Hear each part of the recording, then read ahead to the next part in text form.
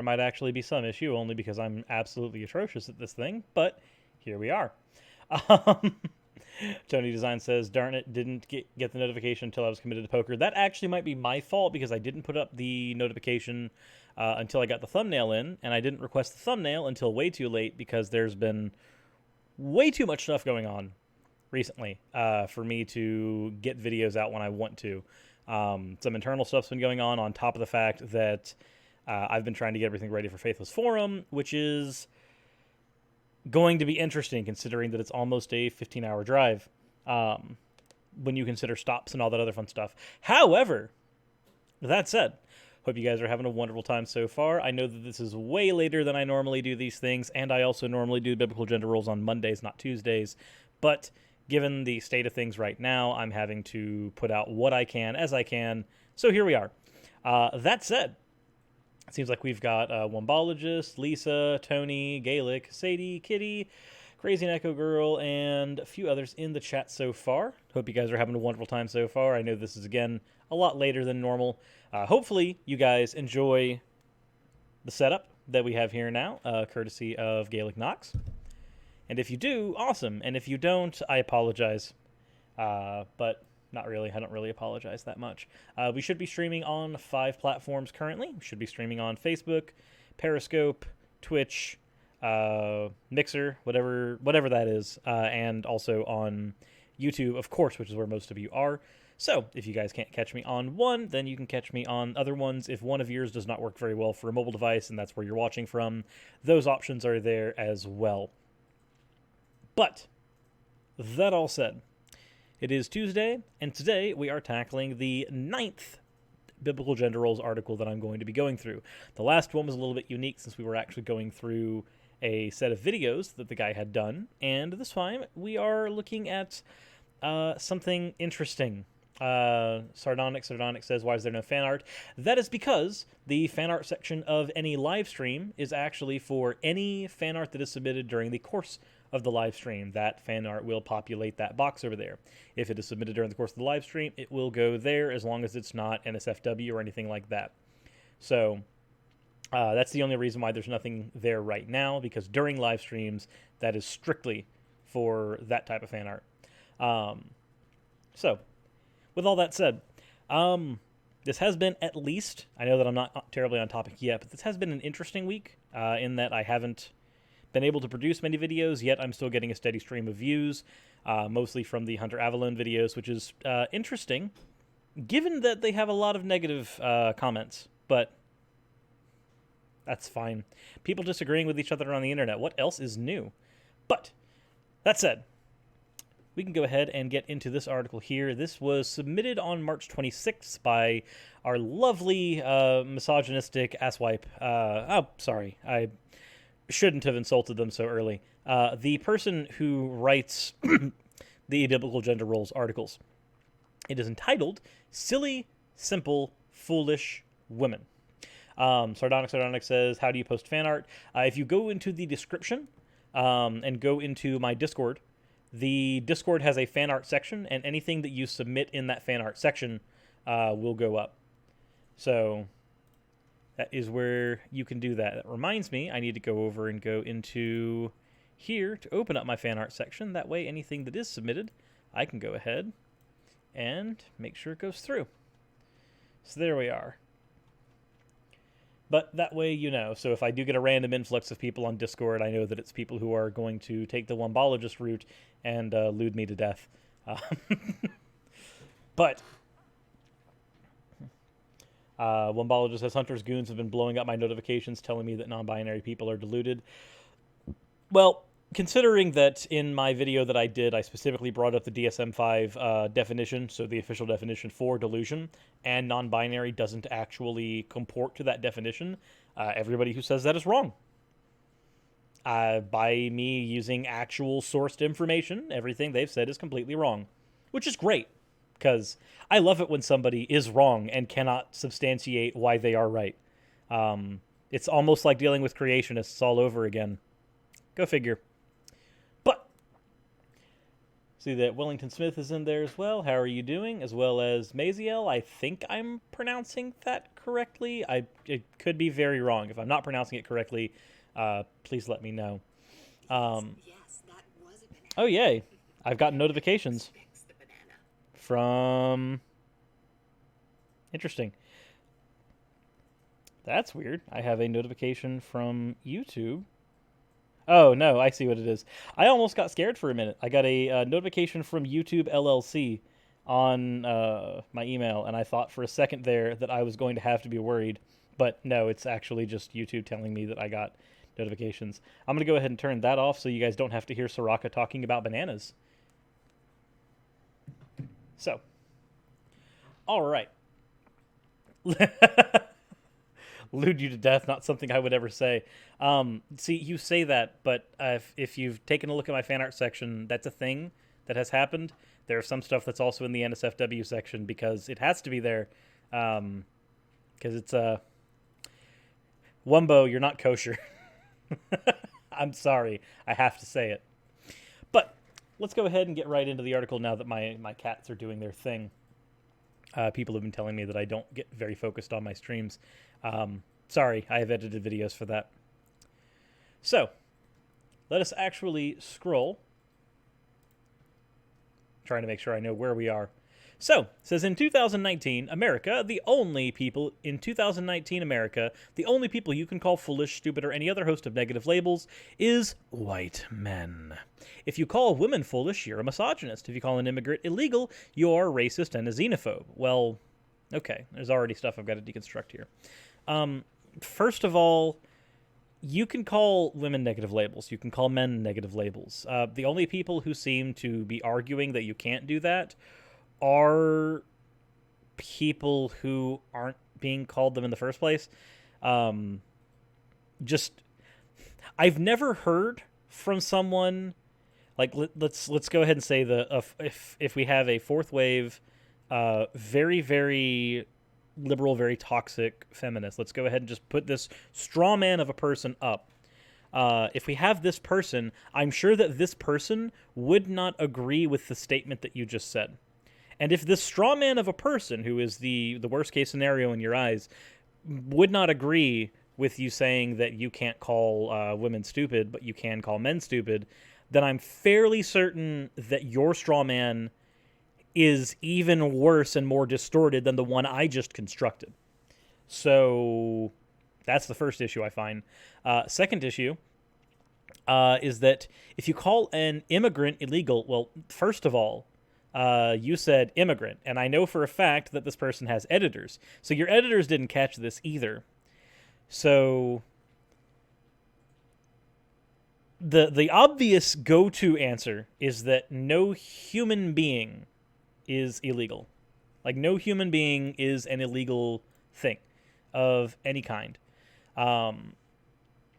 That said, and possibly more importantly, if you and your editor both could not catch the fact that you should have said, if you call an illegal immigrant illegal, you are a racist and a xenophobe, which is what I assume you meant, then maybe you had a bit of a leg to stand on, besides the fact that, again, no human is illegal.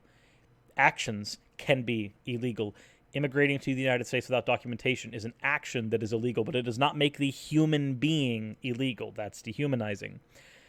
But again, your editor didn't seem to catch the fact that you just said an immigrant. So based on how you wrote this and your editor edited it, you just labeled all immigrants, legal or otherwise, as illegals. I would be applying the principle of charity, except I can't because I know you have an editor and I know your history, based on the other articles that you have made. So, sorry. Continuing on. But the fact is, labeling someone based on their behavior is not hatred of an entire class of people. It's simply calling out wrong behavior.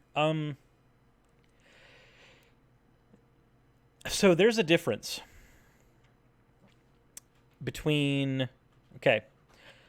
If I call someone an illegal, that is not the same thing as calling them an illegal immigrant. An illegal immigrant is the correct announcement of their actions as it pertains as a label.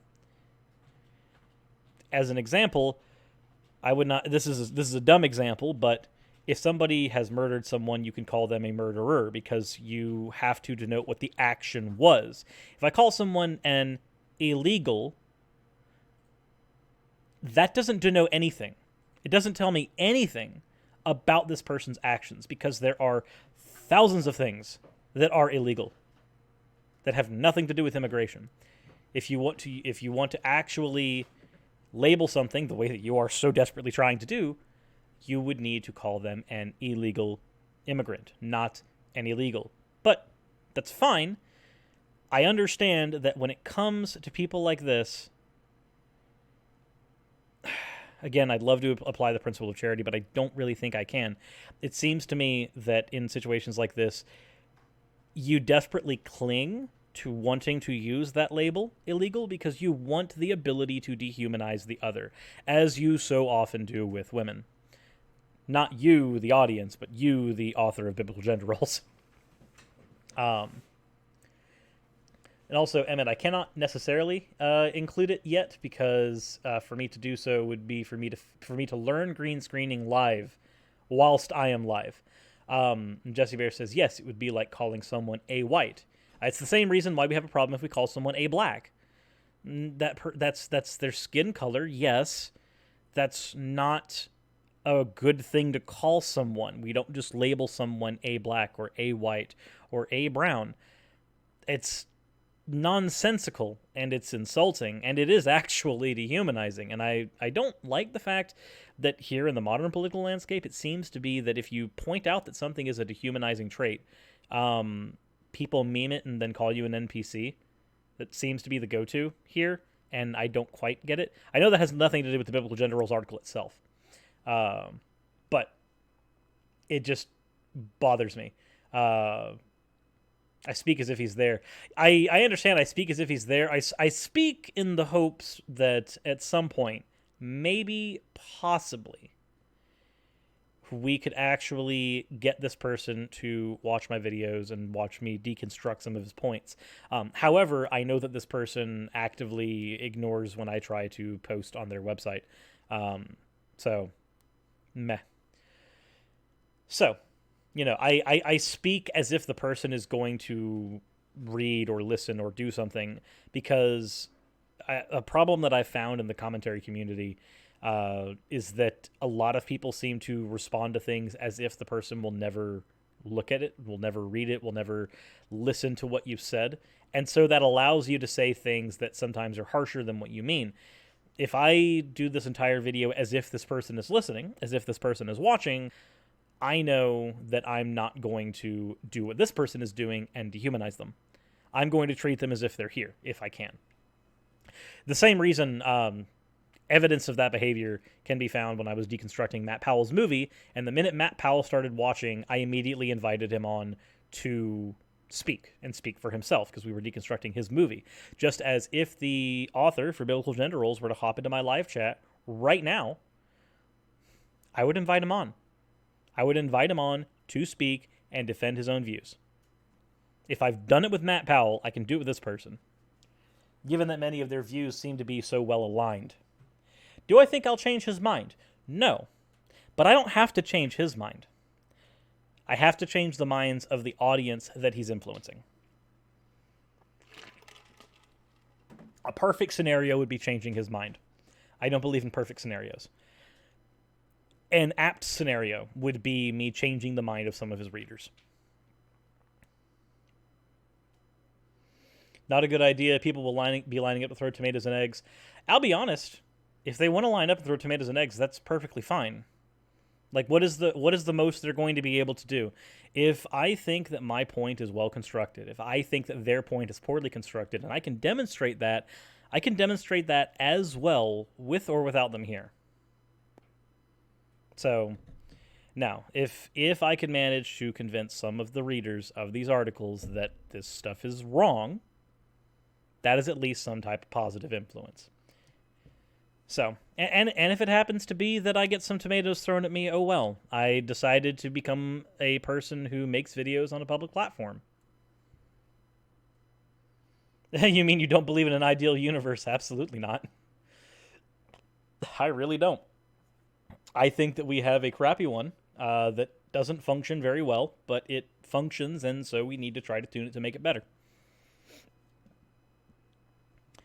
And he says, just about every time I hear Alexandria Cortez speak on television, the following scripture passage comes to mind. A foolish woman is clamorous. She is simple and knoweth nothing. Now, I can understand if there are certain things that AOC has said that you don't agree with, and there are some things that she has said that have been memed into the ground, like whenever she did her dance inside the office, that got memed into the ground. But that doesn't mean that the person is foolish or knows nothing. Those are individual instances. I can point out points where, for instance, there was a conversation between Richard Dawkins and Stephen Hawking. And in that conversation, Stephen Hawking challenged Richard Dawkins on why he cares about religion so much, when Dawkins is an advocate for secularism, and he fights for that a lot. I may not agree with a lot of Dawkins' points, but here's an example of two incredibly smart people who are disagreeing on something. So if they disagree, then one of them must be wrong. I could meme the crap out of the one that's obviously wrong, if we could find which one was obviously wrong, and then make the exact same statement that this person here is making. The mere fact that somebody has said a few things that are wrong does not mean that the person's stupid. Doesn't mean that everybody's Donald Trump. Bessie Jurgen says, unfortunately, tomatoes and eggs come with a YouTube job. You can either throw a tantrum or wipe off your face with logic and civility for the next round. Fascism only works when it's hiding. When it's out in the open, people can see for how ugly it is and choose to avoid it. Hey, I agree with that. Neil Stone says, have you ever thought about going on Modern Day Debate? Neil, I've been on Modern Day Debate. I've been on Modern Day Debate several times, actually. I'm in correspondence with James. I've been in there talking to Mike Winger. Most of that conversation actually happened on Non Sequitur Show, though.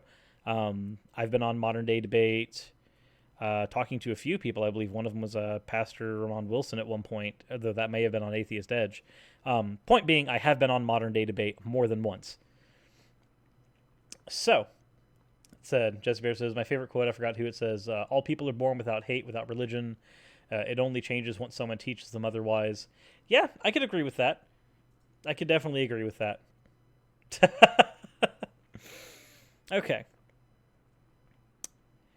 And then I'm willing to bet that even many of AOC's fellow Democrats are having a very similar thought every time she speaks. Yeah, that's fine. But again, I could say that about literally everybody in any political party. So that doesn't matter at all. But Christians should not call people fools. Some Christians may challenge me and say we should never call anyone foolish. Some might even point to the following statement by Jesus Christ to condemn me for calling anyone foolish. Yeah, if they're bringing Jesus, they probably have some ground to stand on. But I say unto you that whosoever is angry with his brother without a cause shall be in danger of the judgment, and whosoever shall say to his brother, Raca, shall be in danger of the council. But whosoever shall say, thou fool, shall be in danger of hellfire. So we just got a new subscriber in. Thank you very much, Alyssa, if you are in the chat. Christ seems to be saying, if we calling... This man has an editor, everyone. I just want to remind you of that fact. Just in case you were unaware that this man does in fact have an editor. If we calling anyone a fool. Please press F to pay respects for the grammar in this article. Anywho, if we calling anyone a fool, we are in danger of going to hell. But when we study the Bible, we must look at the entirety of the Bible to fully understand the truth of God's word. Yeah, this is a common apologetic that I really can't stand. Whenever you say that you have to read the entire Bible to understand any single point, sorry, I don't need to read Hebrews to understand that God fucked over Job. Sorry, that's not how that works. Do I think people should read the entire Bible? Absolutely. Read the entire Bible front to back, preferably not the KJV because it's a horrible translation.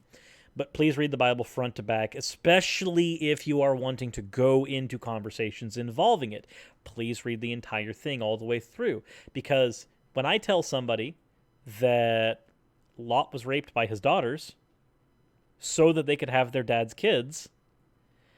I've had people go, that's not in the Bible, and then you point just a couple chapters into Genesis and go, hey, actually, no, this very much is in the Bible. And I wish that people would actually read that book so they could understand the stuff that's in it. Whether you are Christian, whether you're atheist, whether you're Muslim, whether you are Jewish, whether you are pagan, Hindu, it doesn't matter. That book at least is relevant enough to read so that when you go into these conversations, you are not blind. So, it says we are in danger of going to hell, but when we study the Bible, we must look at the entirety of the Bible to fully understand the truth of God's word. In the same Gospel of Matthew, Jesus called the Pharisees fools. Well, yes, but is Jesus at risk of going to hell? Not that I'm aware of. Woe unto you, scribes and Pharisees, hypocrites, for ye compass sea and land to make one proselyte, and when he is made, ye make him twofold more the child of hell than yourselves.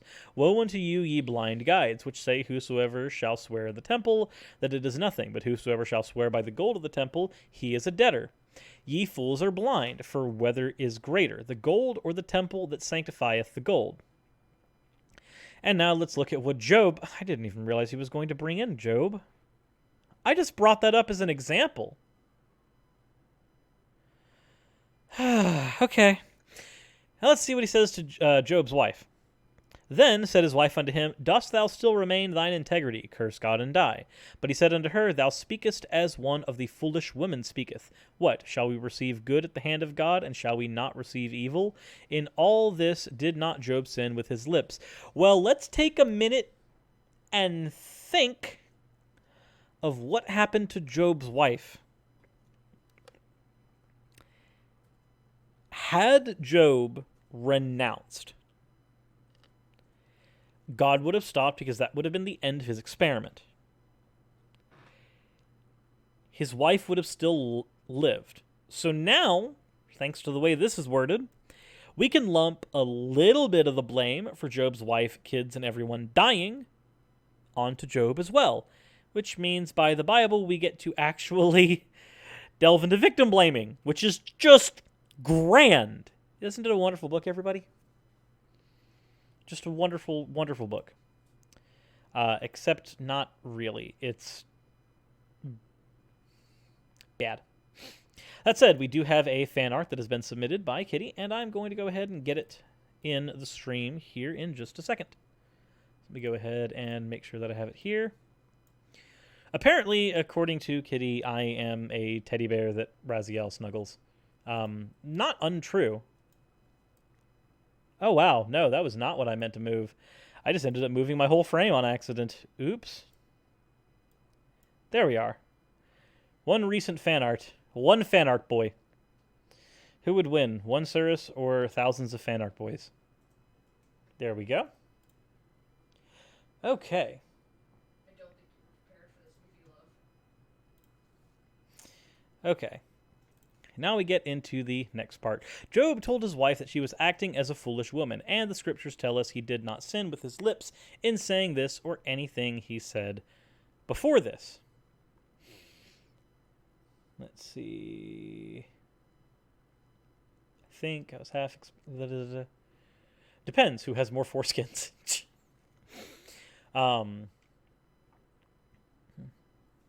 So when we tie these passages together with what Christ said and what was he actually saying? He was saying that we should never call someone a fool unjustly. No. He said, whosoever is angry with his brother without cause shall be in danger of judgment. 1. Whosoever shall say to his brother, Raka, shall be in danger of the council. 2. But whosoever shall say, you're a fool, shall be in danger of hellfire. He's saying that scenario A and scenario B... I hate to say this. Scenario A and scenario B both make it dangerous for you because you will receive earthly punishment. Scenario C is the one that means that you will suffer punishment in the afterlife.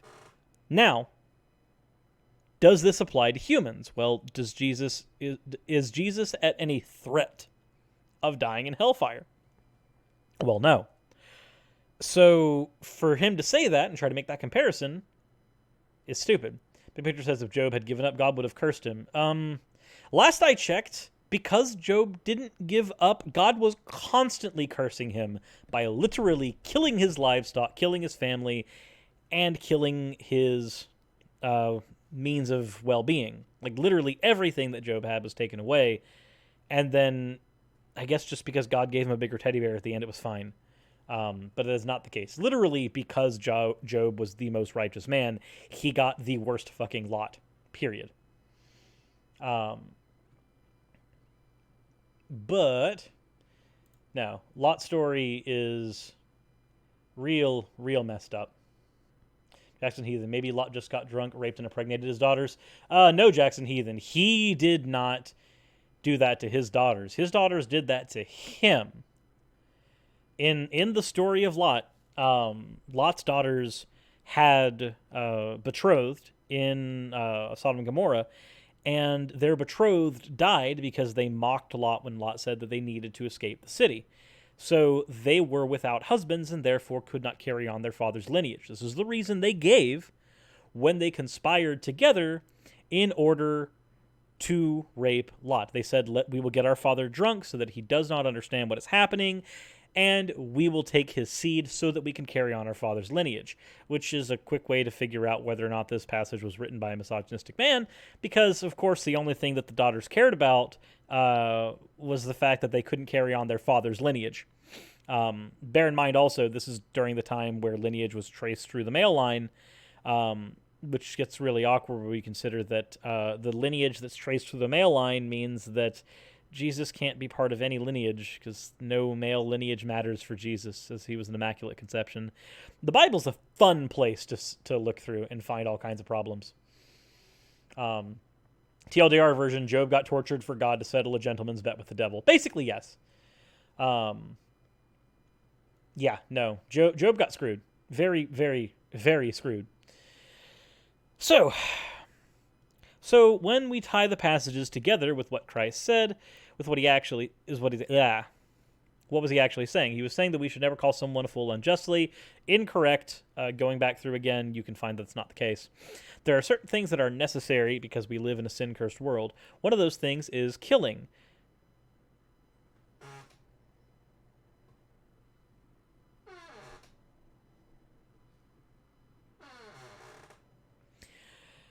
So, I just want you to listen to the creaking.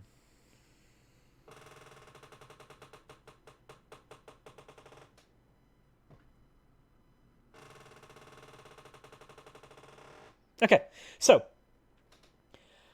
there's a reason that I want you to listen to the squeaking. That's what's going on in my brain right now because something just clicked. Something just clicked. Well, actually, yes, killing is necessary because we live in a universe based on consumption, and part of consumption is killing in some form or matter. It sucks, but it is entirely necessary. For instance, even somebody trying to live off of a full vegan diet, there are people who cannot because their body desperately needs meat. And currently, the only means of processing that meat, we don't have a stable way of making it in a vat the same way that we can produce on a farm. So, no, we are still very much in a society dependent on killing in some form or fashion, even just for base needs like food. It is still something that we desperately need to work on and we desperately need to fix. We currently do not live in a society where that is fixed. But I do want to point out that he just said one of the things that is necessary is killing. Okay. Hold that in a compartment. We're going to do the same thing that he did, where you take a whole bunch of arguments that have nothing to do with one another and then you squash them together and show why this argument doesn't work, his argument of harmonizing these scriptures so that it's okay to call people fools. So we have first here, we live in a sin-cursed world. What are the things that has to be done is killing? Okay, compartment 1. Compartment 2. There are women who desperately need to have access to an abortion. Compartment 3. According to the author of Biblical Gender Roles, abortion is killing. It is murder. It is tantamount to killing a full-grown human, child or otherwise. Okay, argument 1, 2, 3. So again, let's review. Argument 1, killing is necessary. Argument 2, abortion can be necessary. Argument 3, anti-abortion, because abortion is killing. But there are some situations, because we're in a sin-cursed world, where killing is necessary. Swap those around. Abortion bad, killing necessary. Sometimes abortion necessary. Doesn't matter that it's killing now. The point that was a point that BGR has made in other articles is that the reason abortion is wrong is because it is killing. But in a sin-cursed world, killing is necessary. So which is it? Based on this, we would come to the conclusion that BGR would say that abortion is a necessary evil. Except he wouldn't bite the bullet on that. But based on the exact things that he has said here, he would have to remain consistent. But here's the thing. It goes deeper than just remaining consistent within the one argument. If he remained consistent, which he wouldn't, then I would grant him that, okay, maybe your point about Jesus is fine. But since I know that he wouldn't be consistent here, he wouldn't bite the bullet on it, it then undermines his entire argument about harmonizing these things between Matthew and Job and all of that. Because all I did was take his articles and do the exact same thing. And it's okay for him to do it, so it must be okay for me to do it. If it's not okay for me to do it, it must not be okay for him to do it. The only way out of this, without biting the bullet that he could possibly use, is an argument that comes down to special pleading. So, he would argue that babies are innocent since he would not kill innocent. It doesn't matter. His argument was that sometimes killing is necessary. Innocent didn't factor into it at all. Animals are innocents. There's nothing that we have done, or that they have done, that warrant us having to kill them for food.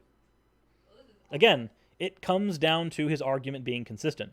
If he wants his argument to be consistent, he's going to have to bite the bullet somewhere, and if he doesn't bite the bullet somewhere, the only way out then is special pleading, but special pleading is the quickest way to lose any argument.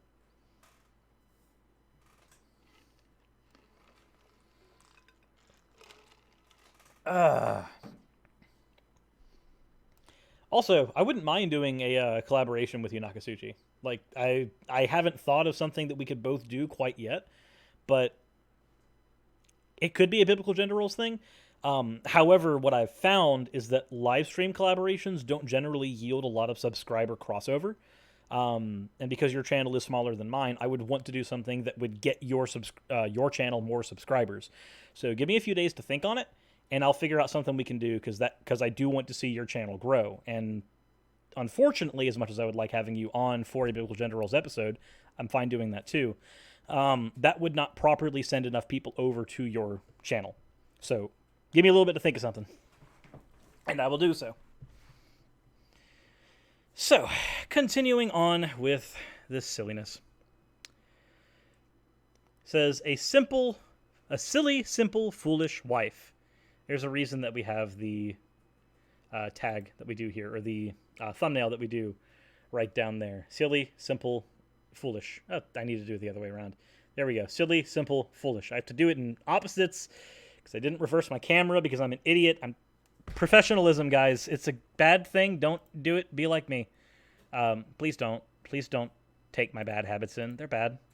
They're actually bad habits. Okay.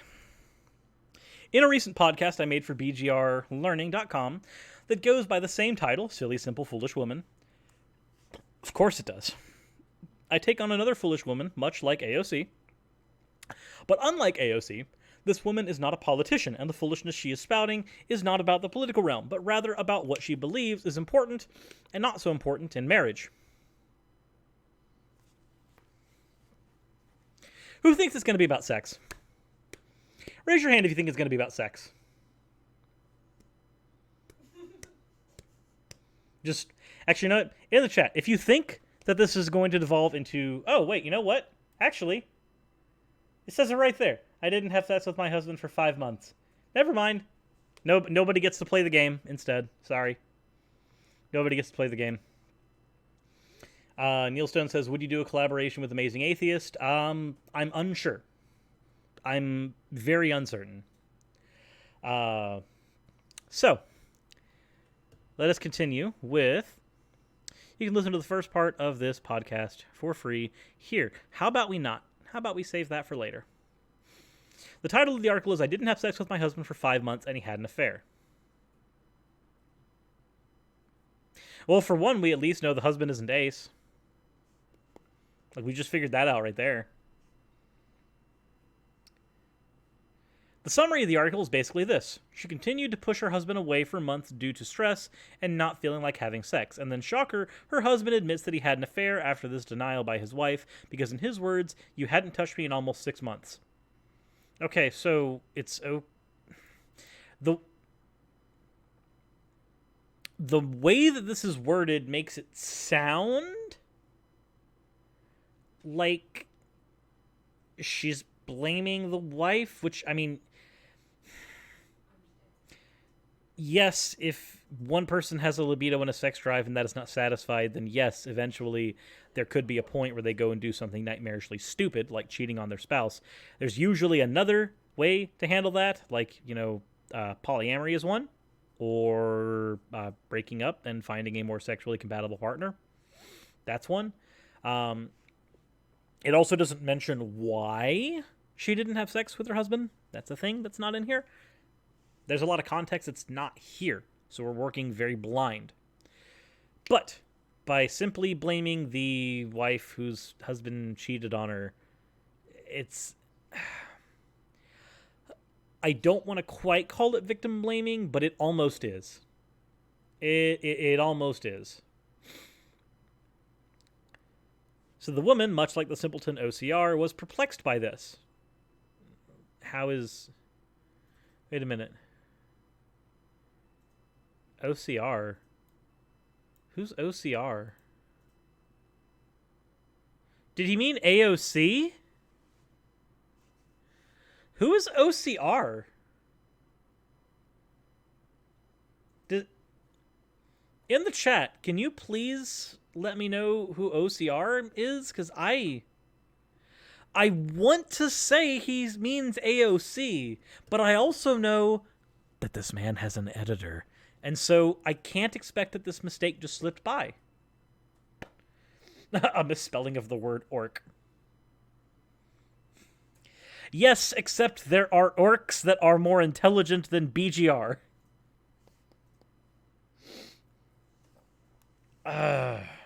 Okay. And she saw no wrong in her denying her husband sex for almost 6 months. Wouldn't the wrong thing be her husband expecting sex? Like, please correct me if I'm wrong, but isn't the woman's body hers? And therefore, if you are expecting her to give you her body and she is saying no, I'm going to go ahead and go out on a limb. Because we aren't given context to this scenario. And we're going to get into... there's some snippets that he pulls out for the quotes from the wife here. But because we're not given context for this article, if you and your spouse have been having sex and then it stops and then you don't have it for 6 months, there is usually something going on besides just your spouse not having sex with you. I can't think of what it is or what it could be besides something is going on. It's not just the wife doesn't just go, I don't want to have sex anymore, done. That's not a thing that usually happens. Usually there's a reason. Scenario A, the wife currently has nothing but infatuation, and then it goes away and realizes that maybe she didn't want to be in this relationship to begin with, in which case cheating was not the answer. Perhaps breaking off the relationship was a better option, but still, point being, there's more going on in that scenario. Scenario B, wife finds out that she's ace. She realizes that she's asexual. She not only asexual, but sex repulsed. So not and lacks libido. Sorry, it has to be those three things: asexual, sex repulsed, lacks libido. Finds out these things after they get together, which then makes these people sexually incompatible. That's a thing that can happen. If that is the case, then the only thing that is really problematic here isn't that she wasn't having sex. The issue is that something wasn't being communicated. There was a communication barrier in this relationship, and something broke as a result. So no, I don't quite get how it could just be the sex thing, because if the sex thing stops, there's a reason for it, either a type of sex repulsion, or the libido goes away, or the infatuation goes away, or there's some type of fighting that is preventing them from actively feeling like having sex, or it could literally just be 1,000 other things, stress factors. So I don't quite understand what is going on here. Which is why they should live together prior to marriage, from Wellington Smith. Yes, agreed. I think that you and your partner, before getting married, should live together, should have sex, should discover if you're compatible both in sexual intercourse and if you're compatible in living conditions, because you might find out that there are living conditions that you just cannot agree on. Lisa for Truth says, or maybe menopause. Again, could be that.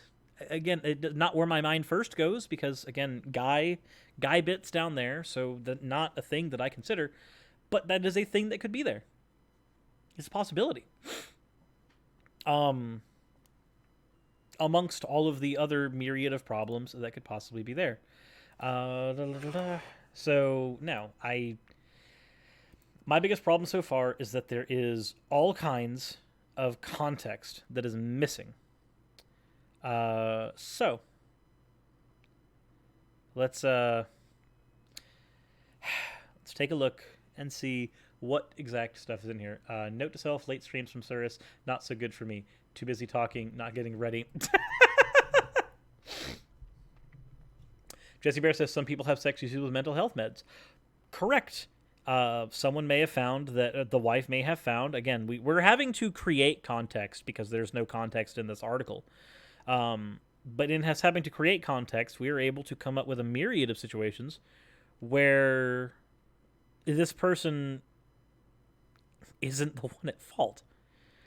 Sorry, I'm not going to say the victim is the one at fault when something like this is happening. I can't when I don't have enough context to work with.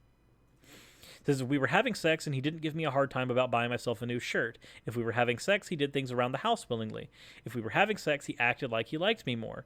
If we were having sex, he complimented me the way I looked and how I mothered. If we weren't having sex, that all went away. He said that it was because he felt neglected, unhappy, or ignored. Well, yes, the husband can feel unwanted, neglected, or ignored, because if you were in a situation where you guys were having sex and then it goes away and the husband doesn't understand why, even if he does understand why, that can lead to that. But again, we still have to consider the fact that there's context that's just not here. So, if the husband felt neglected, unhappy, and ignored, is there a reason that you guys stopped having sex? I hate that I have to keep on going back to that, but that seems to be the thing that I have to do. One biologist says, in my case, hormone therapy did all kind of nonsense to my sex drive, and I still don't understand that. Zach says, suppose I were to make a quick fan art sketch, where would I post it so you could see? You would go into my Discord. So if you go to the description of the video, there's a link to my Discord in there. And through that Discord, you can submit any and all fan art into the fan art section. If you link it into general, I'm not going to find it because it has a tendency of just getting lost. But if you link it in the fan art section, it is in a definitive and easy to access section for me. So I will be able to find it in there. So hopefully that answers that question. Speaking of my Discord, a completely random bit for anybody who enjoys playing World of Warcraft and also enjoys playing old school classic World of Warcraft. In preparation for WoW Classic, since Blizzard is going to be releasing WoW Classic this summer, they say, I'm banking on them doing so, but they might not. We have started a Vanilla WoW guild on the Chronos private server, and the links to that are in the Vanilla WoW channel on my Discord. So if you want to play that with us, that is a thing we're doing. If you've wanted a chance to play video games with me or something, that's a way to do it, and it's free because it's on a private server. And it's a thing we're doing in preparation for the actual official classic Vanilla WoW coming up. So if you guys want to do that, that's a thing. Just came to mind randomly. I know tangents are bad. Aaron says, you'll find it if it goes into general. I'll make sure of it. I mean, yes, if I have people checking general and helping me with it, of course I will. But said, why play WoW when you can play Final Fantasy 14? Well, I have a question. Have you looked at my avatar? If that doesn't answer your question, I don't know what does.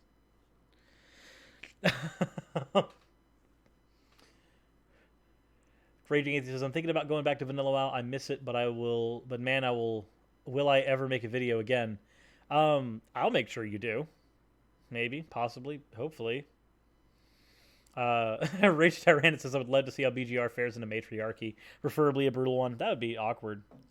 Withdrawing a pair. Wumbo. I know that you guys in the chat can't see it.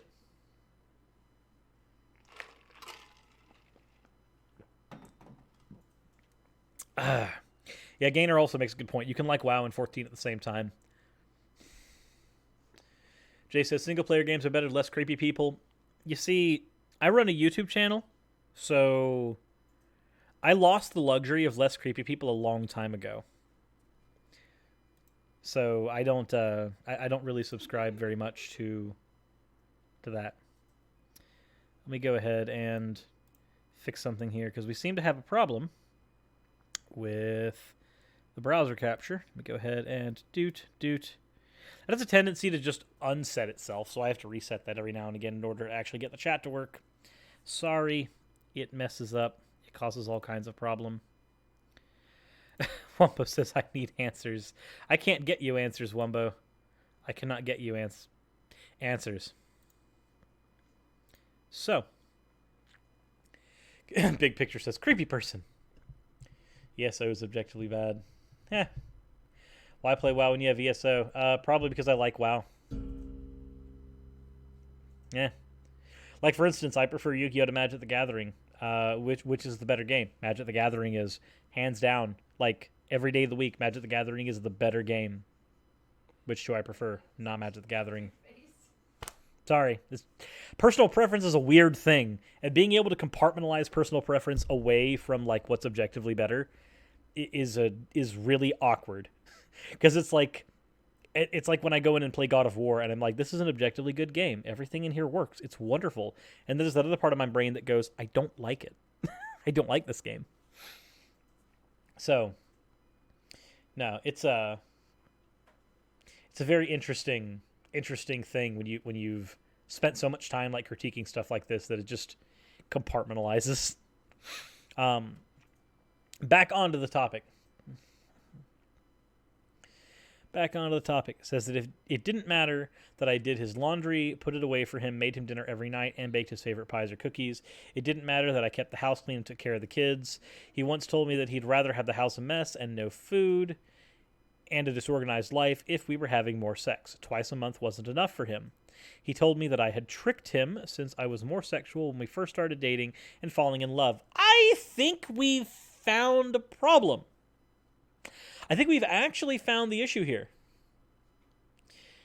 It looks to me, correct me if I'm wrong, but it looks to me like the issue, based on the sentence, he told me that I'd tricked him since I was more sexual when we first started dating. First of all relationships are that way, generally speaking. Most relationships, you will have more sex in the beginning when you're discovering things and things are new and exciting and you're just now figuring out all the different things about the person's body. It's like there's a certain romance to the statement, I want to kiss every inch of your body, until you've legitimately kissed every inch of this person's body, and now that stopped being new. That has stopped being a new and interesting thing. So when I read that statement, I think we figured out the issue. And also, Jessie Bear said, she mentioned they have kids. I have kids. Kids prevent sex time like crazy. There's that as well. If there's anyone who knows how to be a cock blocker, it is your children. They know how to do it better than anyone else, I'm sure. So, I think we've discovered that the problem isn't really the wife here. Also, it looks like the wife was literally, if we are to believe the things that she has said, dedicating everything that she could in her power to helping out her husband. The only thing that she was not able to do at that time was sex. Said, I realized after some time having sex made him feel more like a man. My withholding made him feel less like a man. I can kind of agree with that. There's a certain level of emasculation that can come from that. But then he said, so he had to get it from someone else. Well, no, he didn't have to. You two could have had a conversation about this. Your husband did not have to cheat on you. You never have to cheat on someone. That's not a thing that you have to do. It is a thing that you might feel you have to do, but you do not have to cheat on your partner. You can leave your partner, which I think is a healthier option than cheating on them, generally speaking. Big Picture says that my kids were literally chastity belts. We also have another fan art submission. This one is from Zach FR, and it is one Hammer Boy. So we're going to go ahead and get that one right here.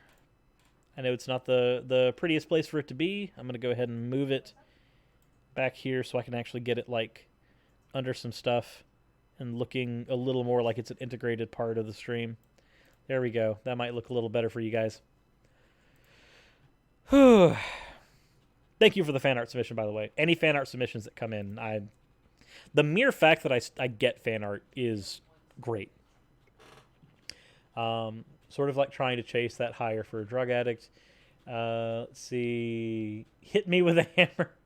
Blue Muffin says, where do you submit fan art? If you go to my Discord section, if you go to my Discord in the description, from the Discord, you can see a image sharing section called, there's artwork, fan art, memes and stuff. If you click on fan art, you will see the fan art submission area. You can go ahead and throw it in there. The only rule is that if it's an NSFW picture, send it to Raziel and have her verify first. I'm going to go ahead and, if anybody can grab a link to the Discord as well and just throw it into the chat, that way it's easy for people to find, that would be a thing as well. Also, that's another thing. I'm just going to go ahead and point out that Purple Rhymes with Thorns brings up a point. Whenever you are in a situation like this, porn is always an option. If you desperately need to get your rocks off, porn is always an option. I know that this isn't about just not being able to do that. Some of this comes to feeling like you might not actually be worthy in a relationship or not masculine enough in a relationship.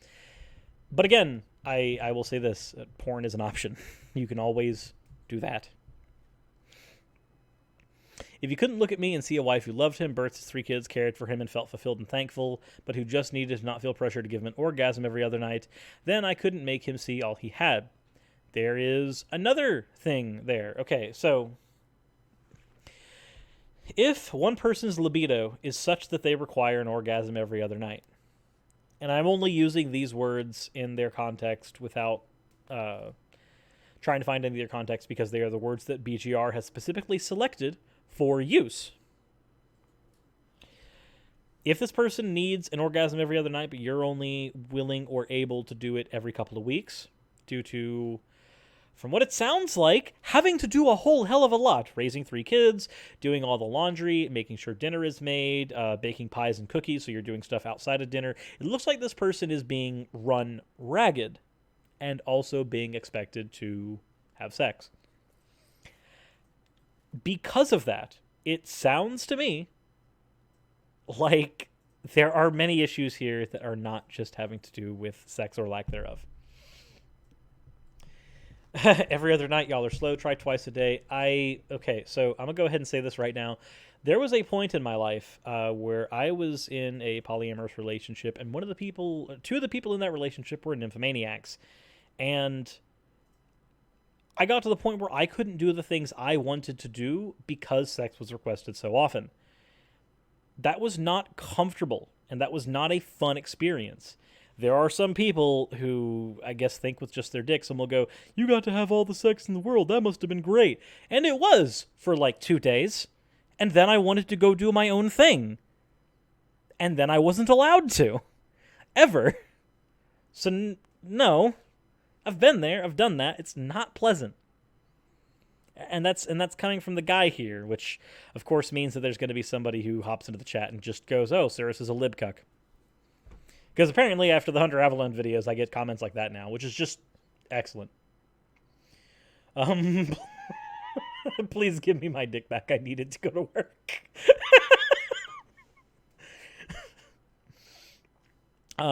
Said a woman's worth goes way beyond how much sex she's having with her husband. Whether he sees that or not is up to him. Okay, so he put this in blue. And when BGR puts something in blue, it's because he wants you to focus on it. So he wanted to focus on, he just wanted to feel like a man, but it wasn't my job to make him feel like a man. A woman's worth goes way beyond how much sex she's having with her husband. Whether he sees that or not is up to him. Of all the things in all these quotes, these are the things that BGR wants us to focus on. Let us find out why. Raging Atheist says, welcome to the Libcut Club, Cirrus. I wasn't aware you got those as well.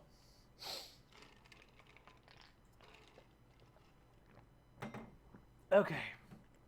Continuing. Can you not feel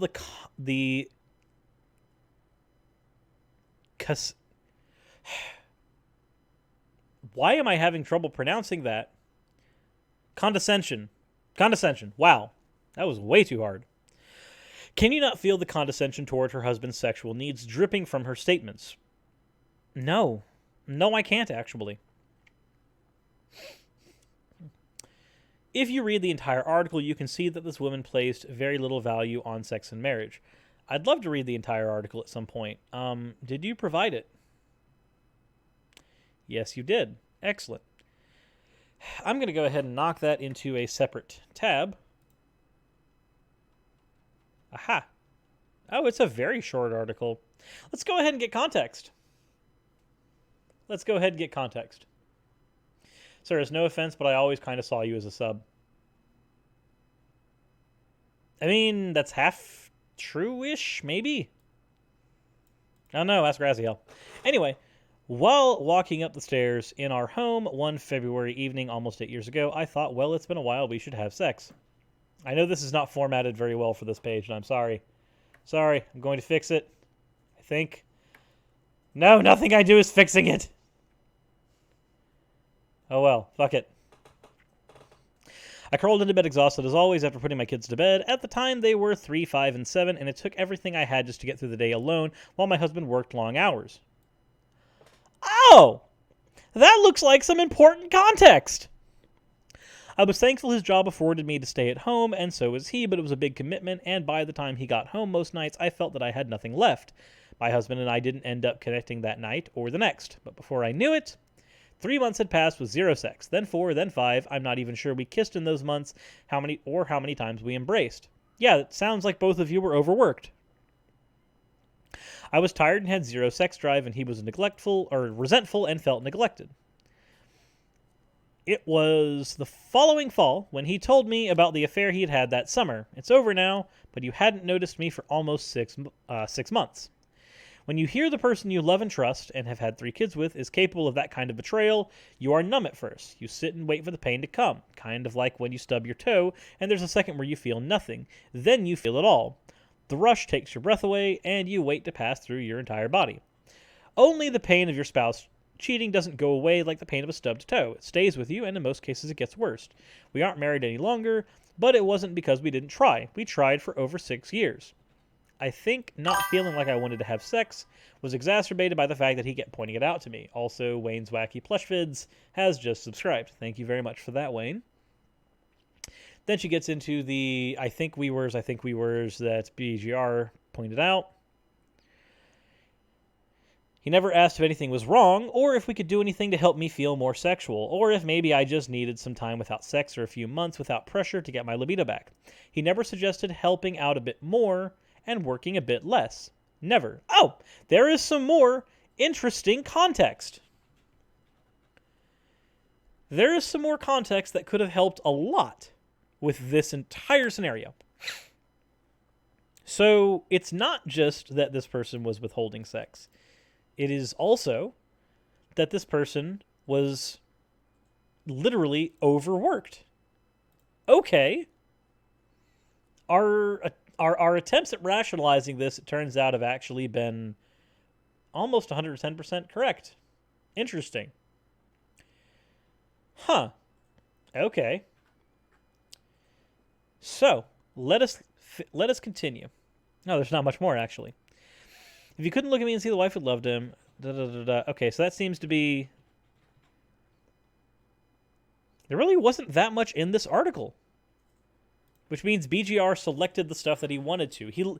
The 2 or 3 sentences that BGR did not put in to their article,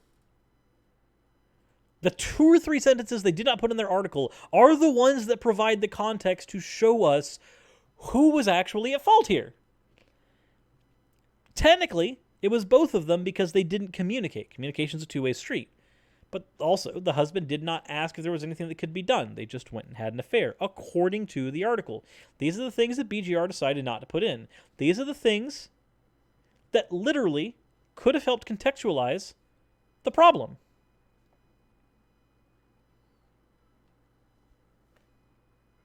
My brain breaks a little bit at this. Now, let's see how they frame it. Let's see how they frame this situation, because how they frame it is going to be one of the most important factors here. Can you not feel the condescension towards her husband's sexual needs? If you read the entire article, you can see this woman placed very little value on sex and marriage.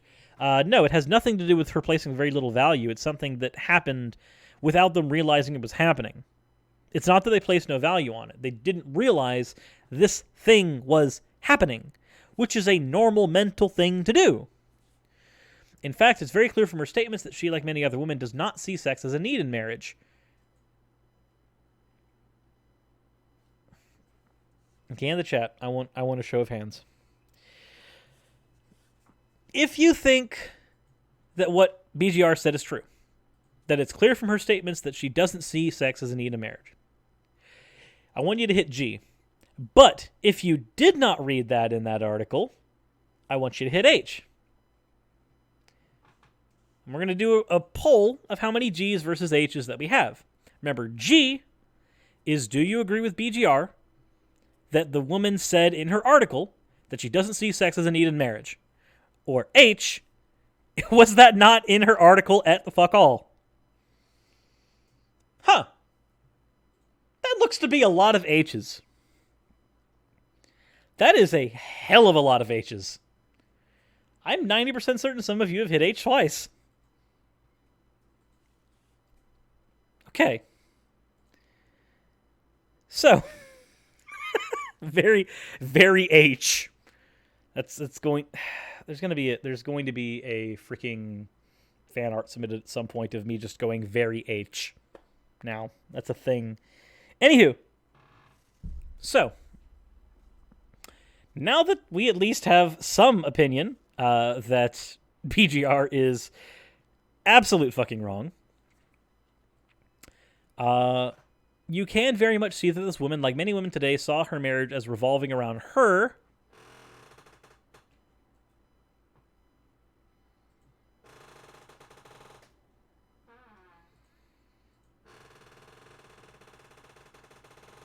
Sorry, the squeaks were necessary.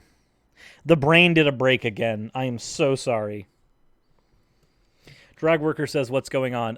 This is Biblical Gender Roles 9 of I Hate Myself because I look at this website.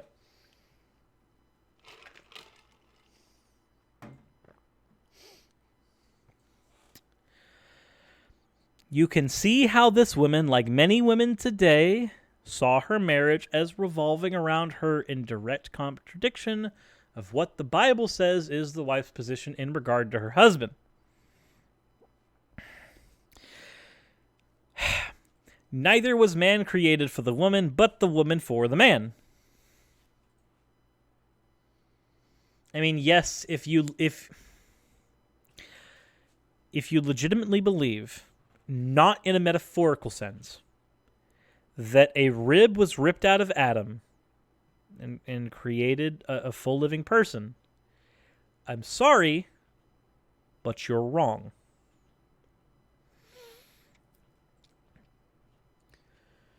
BGR knew his audience wouldn't go read it for themselves, so he only cited the source so people couldn't accuse him of not having one. Yeah. Ocean says, let me know if you need a friend. I think I can handle this one. I think I got this one. I can do this. There's not much left in this article, I'm certain. She was the one who set what made her valuable as a wife, not her husband and not any other man.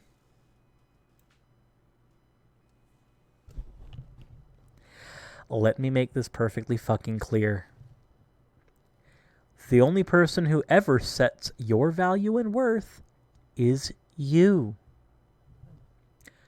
That is to say, no one else can do it. This is why we need not validation. This is why we don't need any of that. Because you set your own personal value. The behavior that assumes that other people are required for your personal value, that other people's validation, that other people's agreeance, that other people's anything is required for you to have personal value or for you to be able to set whatever arbitrary value you want for yourself. The mere thought that you need other people for that is a gateway to toxicity. It is the thing that causes children to constantly seek their parents' validation, and instead of doing the things that they love, do the things that their parents want vicariously through them. It is the thing that causes people, when they go to church, to not actually be the people they want to be, and instead do what they think will make them look better in front of everyone else. It is the thing that causes people to hide who they really are. So, let me make it abundantly clear one more time. The only person who sets your personal value is you. However, what does BGR say about this? By her thinking that she was the one who set the value that she had as a wife, and not her husband or any other man, she is a foolish woman.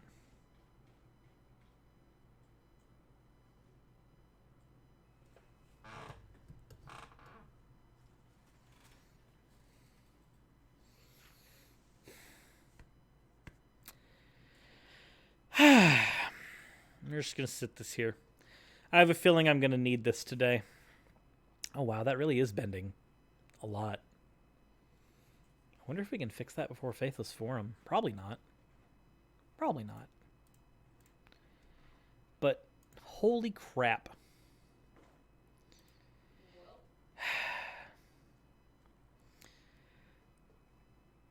I can just imagine the next relationship she went into. Did she tell the guy up front that we will just have sex when I feel like it?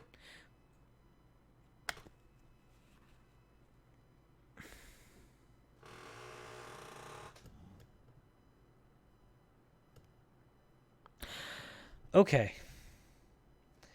I don't know how many times I'm going to have to make this abundantly clear. If you do not feel like having sex, if you do not want to have sex, if that's not a thing you want to do, you owe it to nobody.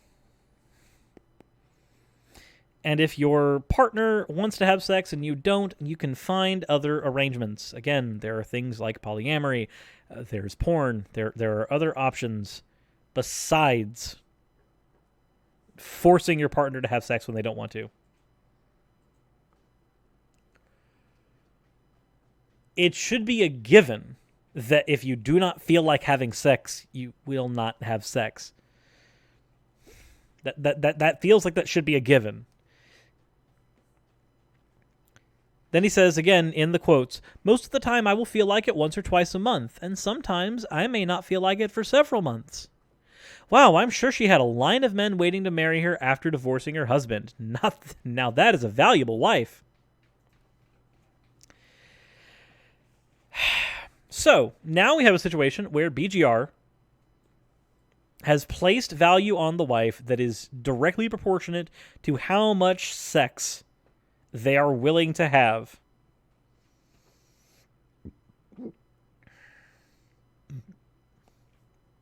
Now that I've officially died a little bit on the inside, I don't think I need to explain to anybody why this is wrong.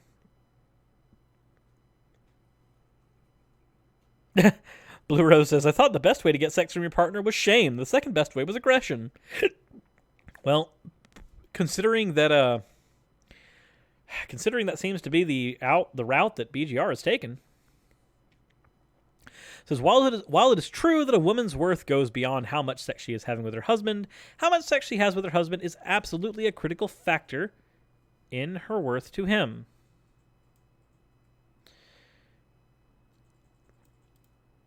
So, how can I put this nicely?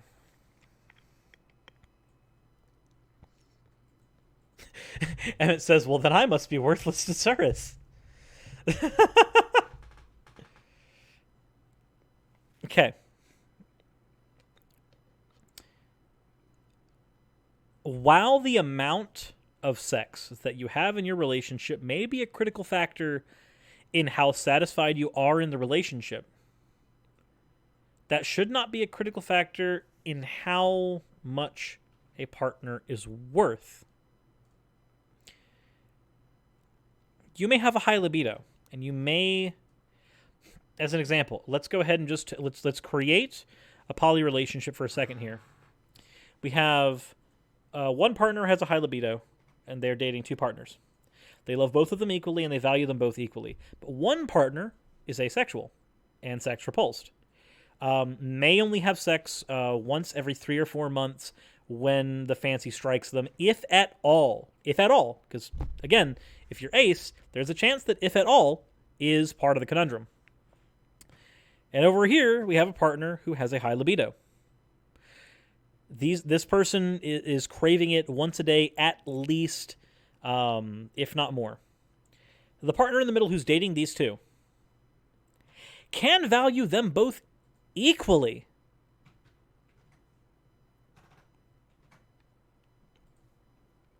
Because sex is not a factor in value. Sex is a factor in satisfaction. You may be more sexually gratified and more sexually satisfied with the partner who has the high libido because you also have a high libido. But it does not change the worth of your partner who's asexual. It does not change the worth of the partner who you will not have sex with. Wumbo. Wumbo. Wumbo. It's not NSFW enough for me to say no.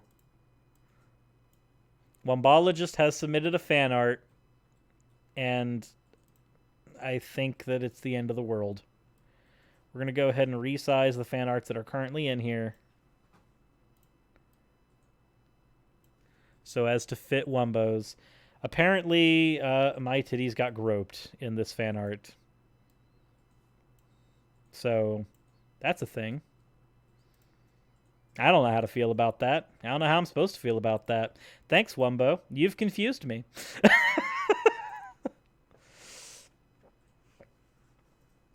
Sloth Girl says, Cirrus, use the mini hammer. Okay, so the first thing we're going to do is we have to at least let this hammer crash down on my head because there's just that much stupid in this article. So, that was comfortable. Okay. Secondly, I do have to pull out this hammer. Thanks to Sloth Girl Slowly, I have this guy. When I want to cause myself just a little bit of brain pain. That actually hurts worse than my phone hammer. That was a dumb idea. Why did I do that? We're going to go ahead and put that back in Plush Services folds. Ow. I made a mistake. That was definitely a mistake. This BTS fan that reminds me of all the talk. I'm confused about my feelings regarding this. I agree. Okay. I'm drunk. Hey, Cirrus. Hi, Oz. How's it going? Being born was a mistake, Cirrus. Yes, that's a lot of damage. Oh my gosh. The bigger hammer is better due to the larger surface area. True, the little hammer just caused like just a It's like how being slapped in the balls hurts less than being flicked in the balls. That's what it feels like to me. Just, ow. Okay, things I'm not doing again. You know what isn't a mistake? I don't know. I don't know, a good amount of damage for BDR. Okay, let's continue. It is great that she birthed and cared for his 3 children and cooked and cared for the needs of the home. The Bible tells us that this is something that God wants women to do, and we as men should value our wives for these things. I will therefore that the younger woman marry, bear children, guide the house, give none occasion to the adversary to speak reproachfully. The wife shall be as a fruitful vine by the sides of thine house, thine children like olive plants round about thy table.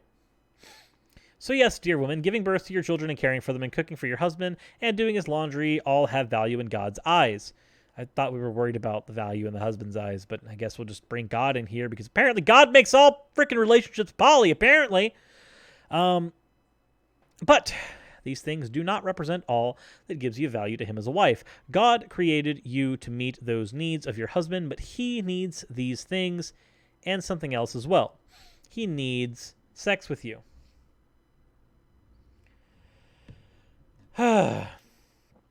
Okay.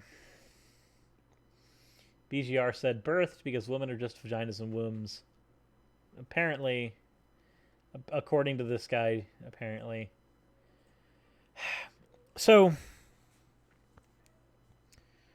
depending on your libido, sex could be a need. If you're ace, sex would not be a need in some cases, depending on what level of ace you are. So, I just feel really weird looking at this conversation now. As someone who gets chronic migraines, I don't think I can watch these streams anymore. He doesn't need sex, he needs intimacy. Correct. Like, if he just needed sex, then chances are he could just get off. He needs intimacy. Now, granted, some people may tie intimacy to sex. I'm a type of person who ties intimacy to sex. It's just how my brain is wired. So I do tie those things. However, doesn't mean that you need to have this all the time. It took me a while to get to the point where I realized that and could get to the point where I was okay with that. But it's... So in Greek, that is 2 words. It's weird. This article's weird. This article hurts my brain, and it's weird. It says, but sex is not a need. I can't tell you how many emails and comments I receive from mostly women and a few men, with them claiming that sex is not a need for a man and it is just a want. Their logic usually goes like the, oh, he brought in logic. Oh, interesting. I can't wait. A need is something that you will die from if you don't get. All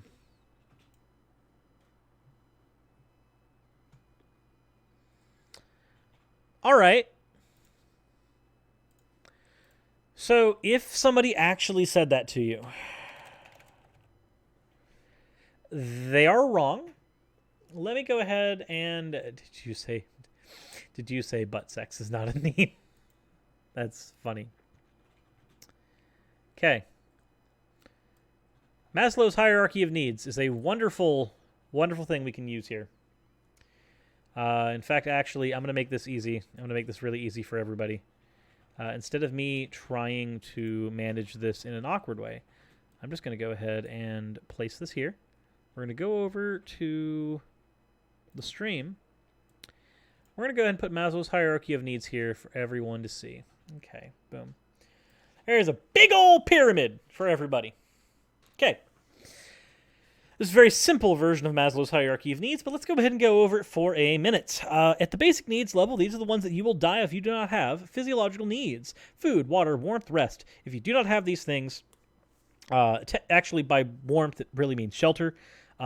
Shelter is the one that you need. Warmth is part of that, because one of the things they teach you in survival is that if you are going to sleep on the ground, you have to put a bed of leaves under yourself or a bed of something under yourself so that you are not making direct contact with the ground, because the ground will actually suck the heat out of your body and then you will die. So yes, warmth, more accurately, shelter, specifically shelter between you and the ground. Safety needs: security and safety. Okay, it's a little circular, but we're okay with that. Go and go with that. Needs are a pyramid scheme. Confirm. All right. Belongingness and love needs. Intimate relationships, and friends. Okay. So, sex would be in here. Sex would be in this area mixed with the next area, esteem needs, prestige, and feeling of accomplishment. Because if you tie your personal masculinity and stuff like that to sex, then it would be a combination of the physiological needs of esteem and belongingness. And then finally, self-fulfillment needs, achieving one's full potential, including creative activities. Again, this is a very simple version of Maslow's hierarchy of needs, but it is something that most people end up comporting to whether they like it or not. So, let's go ahead, now that we've got that out of the way, let's go ahead and take a look at his article. So in their view, needs like water, food, and clothing and shelter are true, while sex is just a fun thing to do for man.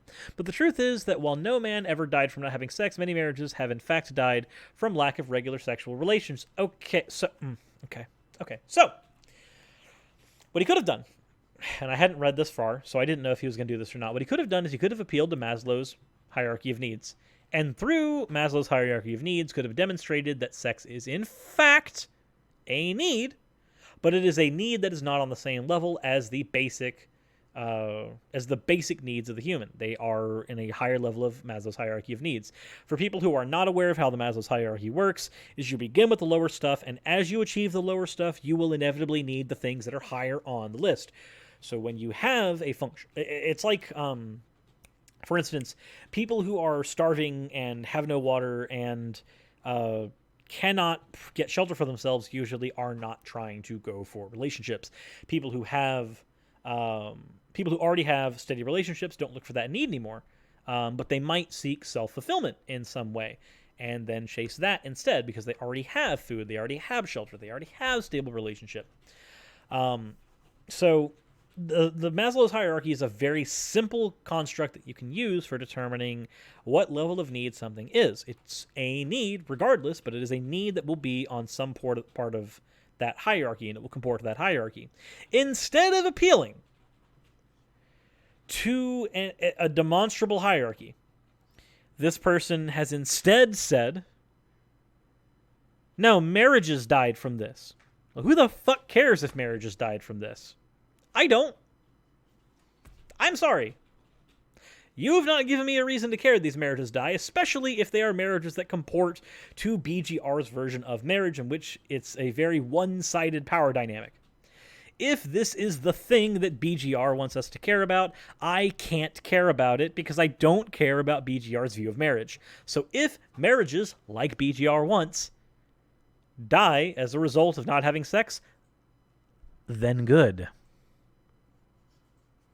Sorry, if toxic relationships, which are BGR's definition of marriage, die as a result of people misunderstanding this need thing, cool, excellent, 110% great.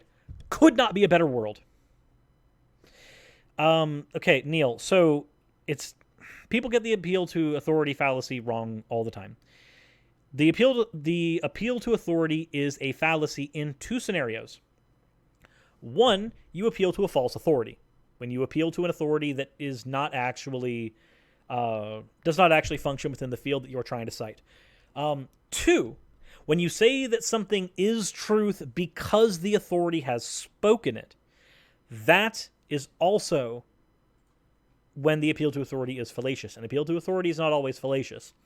It is only fallacious when either it is someone who's not in the field. So, for instance, appealing to the Bible for authority on morality. That's an appeal to authority fallacy. The Bible is not the end-all be-all for morality. Or two, saying that something is true because it is spoken by an authority. The Bible is an authority. Something is spoken in the Bible. It must be true because it's in the Bible. It's an appeal to authority fallacy. For instance, if I were to say that I'm going to defer to an expert on something, that's not an appeal to authority. To say that that's wrong is to say that I cannot say, for instance, if I'm defending evolution and I appeal to Richard Dawkins as an authority on biology, or I appeal to Aaron Ra as an authority on phylogeny, I cannot appeal to either of these people, even though they know more than me, even though they understand these fields better than me. I could not appeal to them, who are experts in their various tangents in their fields, because somebody would just say, oh, it's an appeal to authority fallacy. Luckily, that's not how the fallacy works.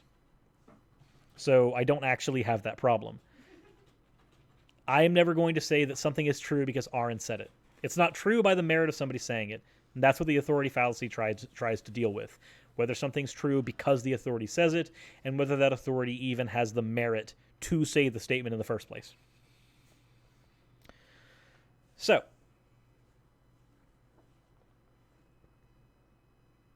continuing on. Speaking of human needs like food and water, the Bible compares a man's need to sex to the human desire for water. This is an appeal to authority fallacy. This right here is.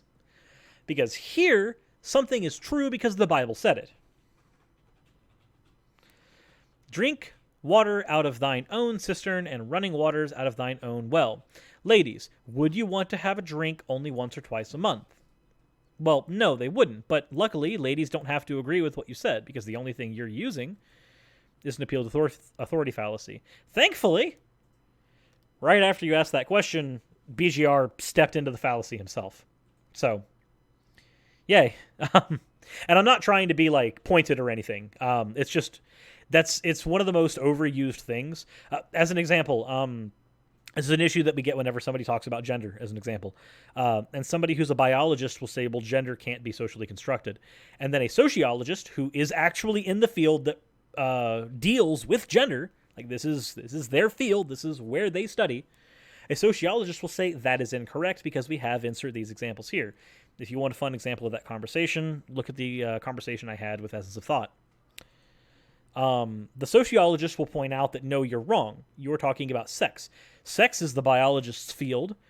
Gender is the sociologist's field. These two people are going to end up talking past each other if they just appeal to their fields. However, if they realize that they are in two different fields, speaking on two different things, suddenly they're not talking past each other. Suddenly they get to go, actually, no. Well, but here's the thing, and I see Tony's point. I will differ now as a biologist who is aware that gender is fluid, even biologically, and that there are many contexts for it. My point is that there are people who are in the biology field and will appeal to that specifically for saying that, one, there's only two, two, gender is a stagnant thing, and three, that it is the same thing as sex. However, even like a standard dictionary definition of that doesn't even comport to that. I would not personally appeal to a biologist for a definition on gender, but I would appeal to a sociologist. Even if the sociologist and the biologist both agreed on the definition of gender, I would go to the expert in the field first. I see two fan arts in here. Let me go ahead and get these both here. These are both from Brain. These are both from Whimsical Sam. And I need to go ahead and get these both put in one. I look very done in that picture, just saying. And then two, me saying Steven Anderson is trash. Not untrue. That is not an untrue statement. In fact, actually, I don't think truer words have been spoken.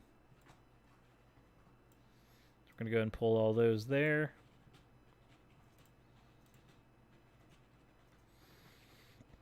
It says scroll up, there are two more. Are there? Oh! Oh dear. Oh dear. That one's mildly terrifying. And then apparently Dead Cirrus. Okay, so Kitty and Zechariah have also posted fan art. One is apparently a very dead Cirrus, a very tiny dead Cirrus. We'll have there. And then one is... Here we are. Let's go ahead and cut the part that's Annie. So the original is Annie and Tibbers. That apparently is me leading Raziel onwards to glory and victory. I'm going to go ahead and drop that one right in there. Honey, are you a big fiery bear? Yes. Perfect. 10 out of 10. Okay, let me go ahead and scroll that back down. I see there. Thank you guys for submitting the fan arts, by the way. Go ahead and go here. Mini Dead Cirrus.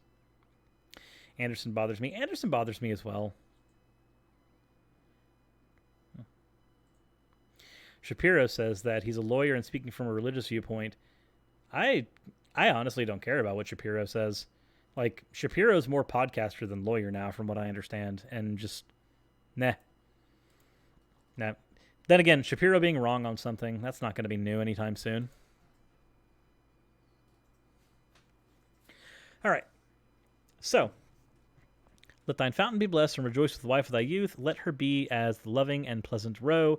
Let her breasts satisfy thee at all times, and thou be ravished always with her love. Hey, honey, can I be satisfied with your breasts?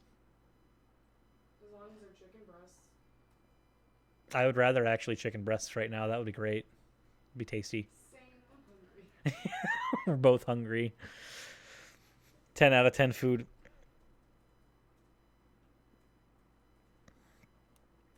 Okay.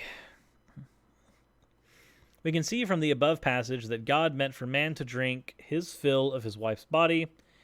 This is not a nice to have once or twice a month thing, but rather a husband is to have full access to his wife's body at all times. Yikes as fuck. That is yikesy. That is yikesy as hell. That is scarily yikesy. I don't know how I'm supposed to feel about that. Hello. How are you? Full body access. Oh, God. Full body access at all times. Come, give me full body access. Oh, yes. This is great. Yes. Oh dear. This is not a buffet. Yeah, no, this is... You said it's not a buffet. I want to make it a buffet. I want to eat you. Look, the only thing on the... I want to eat it like groceries. The only thing on the table right now is dick, though. Is that okay? But I want to eat ass like groceries. Ah.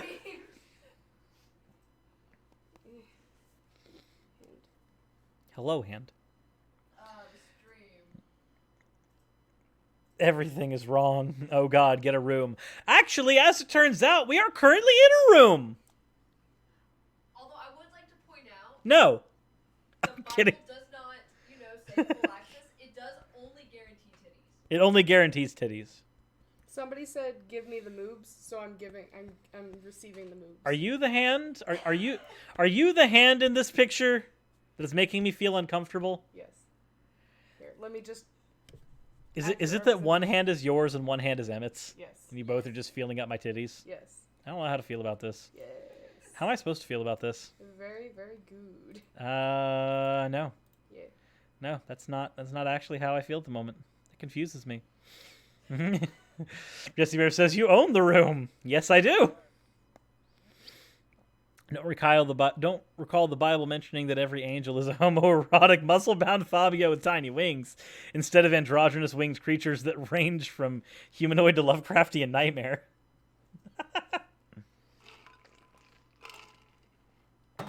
Okay. Conclusion. Why is the conclusion longer than anything in this article? What? BGR, your editors need to eviscerate They you. like to finish hard.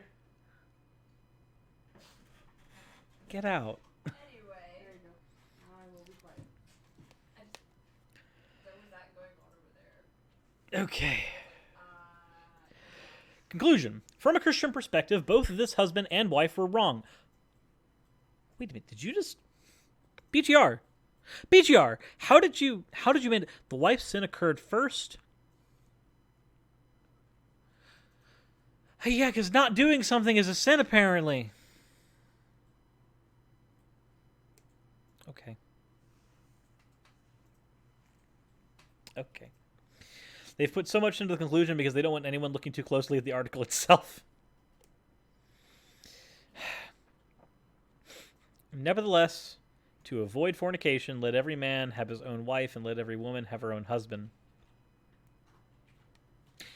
But what if either of those people have multiple partners? Let the husband render unto the wife due benevolence, and likewise also the wife unto the husband. And the wife hath not power of her own body, but the husband. But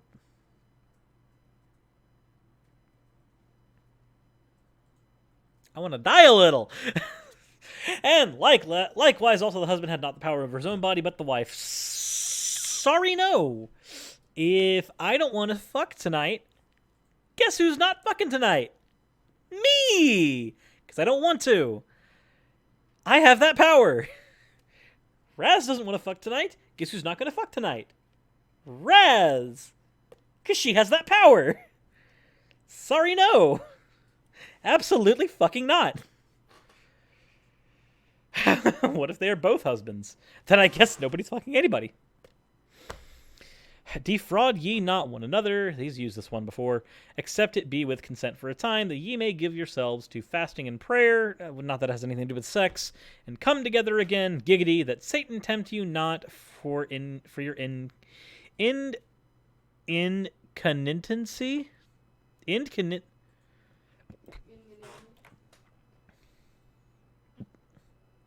Okay, let's do a thing. Incontinence. Incontinence. Not incontinency. Incontinence. Okay. That at least makes sense.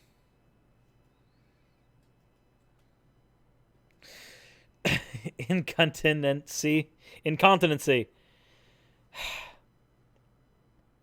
It is incontinence. It's incontinency. It just because of how many times there's been an actual editing mistake in this article, I can't figure out if he meant inconsistency or incontinency. But I had to assume inconsistency at first, given how inconsistent this person is. And then, lo and behold, I look up the actual thing and finds that it's incontinence. Now it makes sense. Yeah, I understand it now. I'm good now. In the KJV, it actually says incontinence, apparently, not incontinency. So, the passage from 1 Corinthians tells us that sex is both a right and a responsibility, and that the only thing mutual about when you have sex is when you do not have sex. You as a couple must agree to short times for prayer and fasting or other such things. Or perhaps one of you is having a surgery, or the wife is having a child. They're all reasonable reasons the couple can mutually agree to forego relations for a short period. But even then, there are many ways besides vaginal intercourse that a wife can help her husband during these times. Yes, oral exists. However, let me go ahead and say this right now. By looking at this, first of all, this is a nonsense statement right here. This is not a nonsense statement. Secondly, you as a couple must agree to short times of prayer. I love that the examples he gives are, if you're praying to the Lord Jesus Christ, obviously y'all can't fuck then.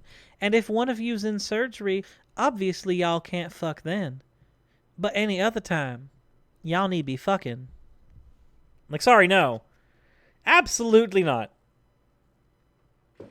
Maybe the editor is as real as God. Some Christians don't believe that a woman should be given rest after pregnancy, so there's that too. Yikes. Yikes. Aren't handies a sin as they waste the seed? Actually, the spill the seed thing doesn't seem to actually be in the Bible. Dear Louds, I have to say it in that. Dear Louds, please make my pee-pee go up. Sorry, I had to. I absolutely had to. It was the most horrible thing. I have no idea.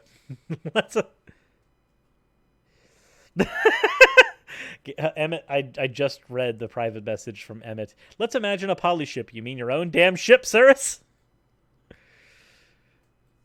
So, here's that. I've made mistakes. Anywho, continuing on with the absolute madness that is here. God is my co-author. Some think to get them preggers again. Oh boy. Sir, it's that voice you did makes me hard. That makes me feel uncomfortable. Okay. Sorry that the awkward southern bumpkin voice did weird things. So the wife in the story sinned against God and her husband by denying him her body. Again, let's go ahead and do my favorite definition of sin, that which is an affront to God. It is an affront to God when you did not fuck your husband. No. If first of all, God is not in my relationship, and if he was, please get out. This is a partner I did not consent to. Secondly, probably more importantly, whether or not God is part of this relationship isn't part of it that matters. Even if God is not in this relationship or in, he doesn't get to decide what happens between me and my partners. Sorry. If I want to bust out all the kinkiest shit possible that will literally make people blush, I will fucking do that. God be damned. Sorry. God does not get the opportunity to say anything about what I do or do not do in my relationship with my partners with their consent. The day Cirrus finds out that his partner is secretly a deity in hiding. Oh God, I didn't realize I was talking about Raz every time I said oh God. I feel personally offended because, like, if any deity, I would prefer to be Hades. I didn't say what deity you were. No, but you keep saying, oh God. Like, no, I don't want to be that deity. If I'm going to be a deity, it's going to be... God's a placeholder. No.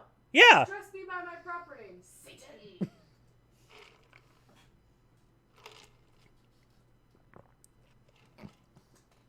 I'd rather be a fucker that breaks the rules rather than somebody who tries to, like, flood the earth because, oh no, I didn't like the way you said that word. Oh no, them humans ain't fucking like rabbits no more. Guess we need to go to the genocide. This woman, like many wives today, ignorantly saw sex for her husband as just giving her husband an orgasm every other night, but the truth was right in front of her in her own observations of her husband's behavior towards her when she was giving him regular sexual relations. And then the quotes from there. Wow, so you as a wife noticed that when you did certain things... Oh, no, let's read them again. This is important. If we were having sex, he didn't give me a hard time about buying myself a new shirt. If we were having sex, he did things around the house willingly. If we were having sex, he acted like he liked me more. If we were having sex, he complimented me on the way I looked and how I mothered. Wow, so you as a wife noticed that when you do certain things, that this certain thing results in your husband letting you buy nice things when you want. That doesn't sound like a marriage. That sounds like a sugar daddy. Yeah, that sounds a lot like a sugar daddy. Him helping around the house more, him acting like he likes you more, and him complimenting you more. Okay.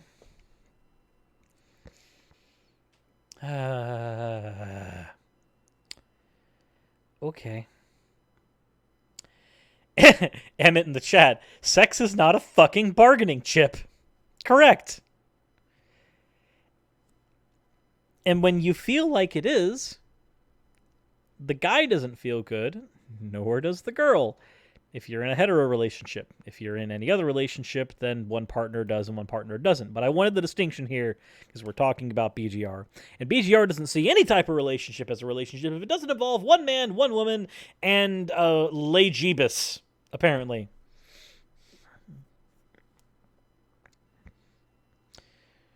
So, this last behavior of the wife.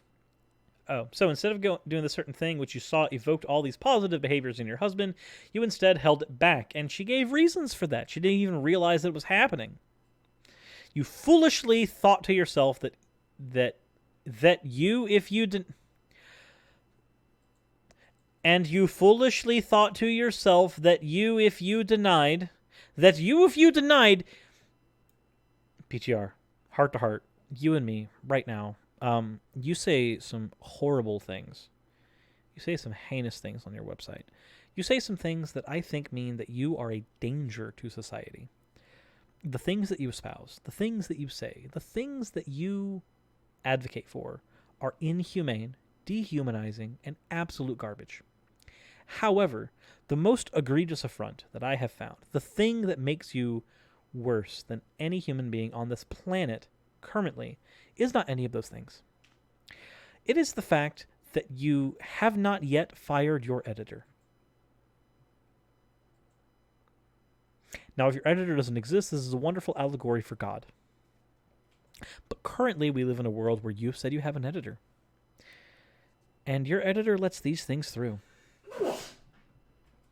Sorry, no. Of all the things, of all the horrible, terrible, heinous, dehumanizing, inappropriate, absolutely shitty things you have done, making me read this sentence ranks so high on this list, it is disgusting.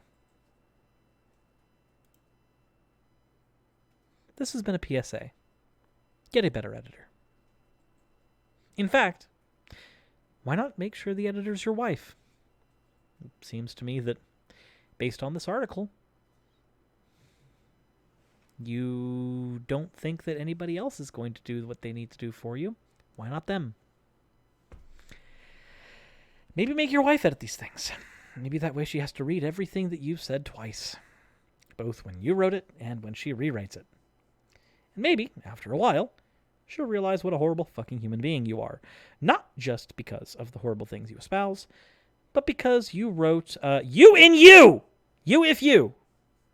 Okay, now, that done.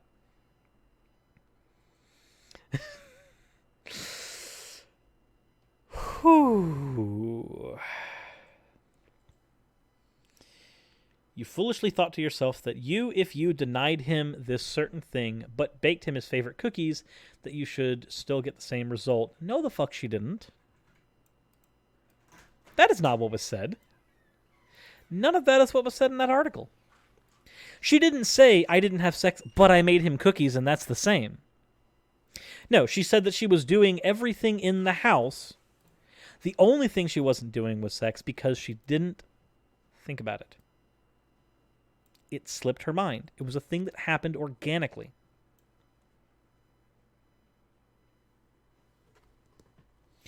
And Kitsune, Kitty, I'm sorry, but you say these articles are why he will never have a wife. This man has had two. He has one wife currently and had a wife before this. In fact, the running consensus seems to be that BGR uses these articles as a method to abuse their wife. And that's the only thing I can think. Why he won't keep his wife. I feel bad for her. I honestly do. This behavior on the part of the wife and so many women is well summed up in a famous quote from the movie As Good as It Gets, starring Jack Nicholson. In the movie, Nicholson's character is a writer, and a woman comes up to him and asks him how he writes women so well.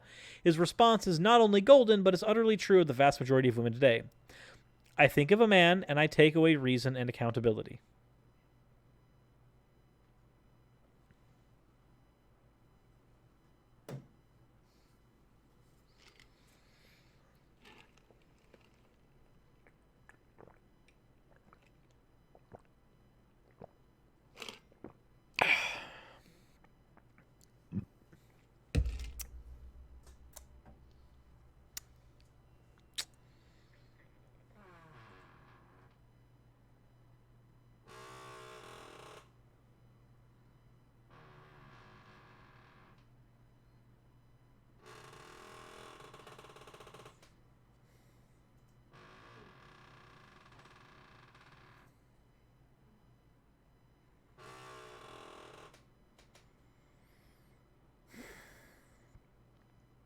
Okay.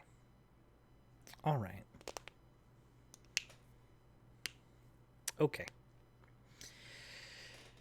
So, sir, that creek is going to be in my nightmares.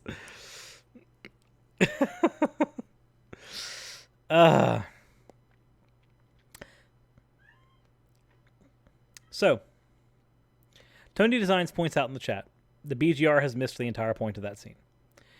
The movie is a Pilgrim's Progress. The whole point of Nicholson's character is that it gets better. He starts out with this stupid idea, and that changes. So, the point is not for you to identify with the character that has not changed. The point is for you to identify with the character better once they have changed into a better person. Or maybe identify with them when they haven't changed so that you can maybe go along the same journey with them. Instead, what we have is this. Okay. Now that I'm dying a little bit.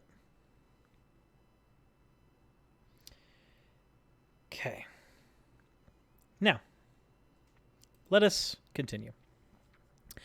This is exactly what the wife in this story has demonstrated about herself. She has taken zero accountability for her actions in sexually denying her husband and has placed all the blame at his feet. Did she? No. When I read that article, I read that she didn't quite understand when it left, when the libido left, but that it did, and she didn't just throw the blame on her husband. She accepted some of it as well. I did not see in there a pointed blame one way or the other, which means that the blame would by default fall onto more than one. I fail to see the point in misrepresenting something, except that this person has actually made certain that we don't feel the need to look at the article. But when you look at the article, there's context in there that BGR didn't leave in, and it's only 3 sentences of context. We've already been here before. God, I want to die a little bit. Someone call Robco. We're going to need another Cirrus. Okay. And she fails to show any ability to reason in that in order to have her husband's affections, regular sexual relations would be required. Instead, she irrationally thought to herself that she should have done all these things for her and valued her apart from giving him regular sexual relations. This is such a poorly constructed sentence. But, taking it as it is, instead, she irrationally thought to herself that he should have done all these things for her and valued her. He didn't say that she never said that he should have done all these things for her. That's not a thing that was in that article. And valued her apart from her giving him sexual relations. Husband had a libido. The wife didn't do it. They probably are sexually incompatible. It is better that they are not together. That's what it seems to me based on the context in that article. Sorry. None of this stupid fucking blame game shit. Okay.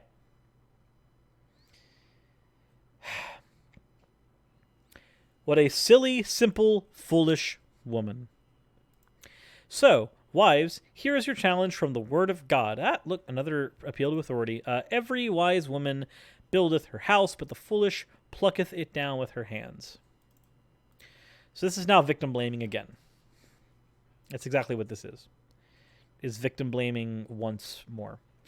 Will you be the wise woman who actually sees the importance of regularly giving your body to your husband whenever he desires, and thus reap the rewards that this woman saw when she did?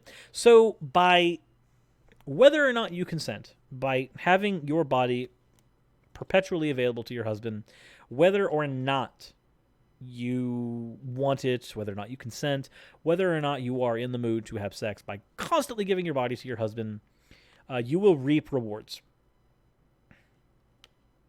Except the only thing that can possibly happen from that is psychological damage.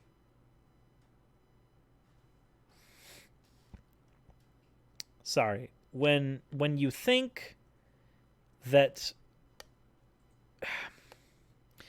My brain's breaking, and I apologize for that. When you think that the woman needs to regularly give her body to her husband, period. Needs to. That it's yikesy, it's problematic, it's an issue. And it's an issue that I have problems. And I have problems when I read stuff like this. And I have problems when I have to parse through stuff like this. Especially bear in mind that the wages of sin is death, and not giving your body to your husband is a sin, apparently, according to BGR. So the wages, you get the situation where it's either essentially be raped or die. You don't want to give your body, but you have to give your body, because if you don't give your body, you'll die. Because the wages of sin is death, and not giving your body is a sin. And it's not misrepresenting his arguments, because this is the same tactic he used to say that Jesus was okay with the fool's argument earlier. It's okay for him to use the argument, it's okay for me to use it. So we're in this awkward situation. We're using his exact same using his exact same logic. We have now got this lovely biblical scenario where the options are rape or die. And it's stupid, and it's wrong, and it hurts to read, because I know that at the end of the day, another living, breathing, thinking human being has written this thing. They have written this thing, and they thought that this was okay.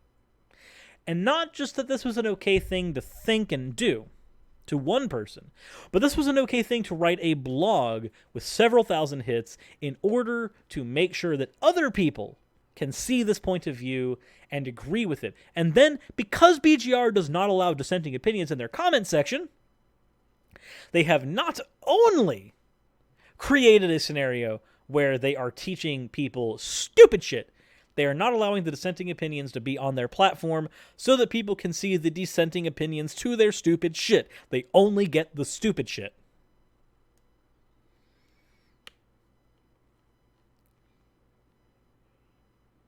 No. Everything about this is wrong, and I've only got 2 more sentences to go. Or will you foolishly and naively think that you should be able to have all those things and also never worry about your husband being sexually tempted all the while you are denying him? So your husband's sexual temptation to other people is now your fault, apparently, according to BGR. No. In core fucking act. Will you be a wise woman or a foolish woman? The choice is yours. Wise woman would not date BGR. Sorry. I'm just throwing that out there. Wise people of any gender would not date BGR. Sorry. Just throwing that out there.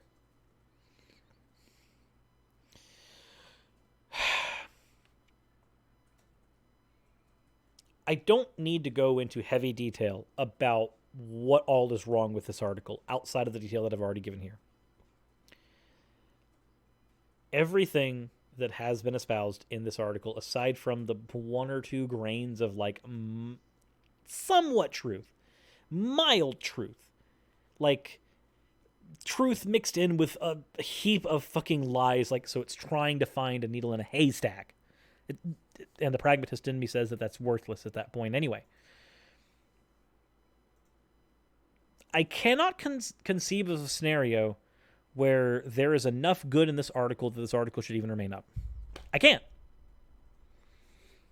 I can't. Everything in this makes me want to ram my head through a wall so hard that I can smell the mold on the other side.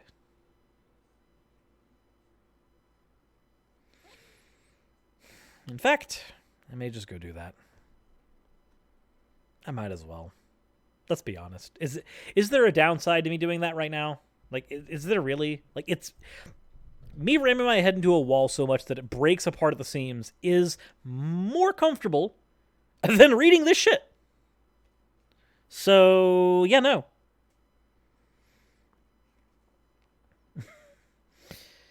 Any decent human being can see what's wrong with BGR in general. Only a very good psychologist can put a name to it. Yeah. Is he a pastor somewhere? No. From what I understand, this person's not a pastor. They're just a person on the internet that is writing to several thousand people at once. So, no. I'm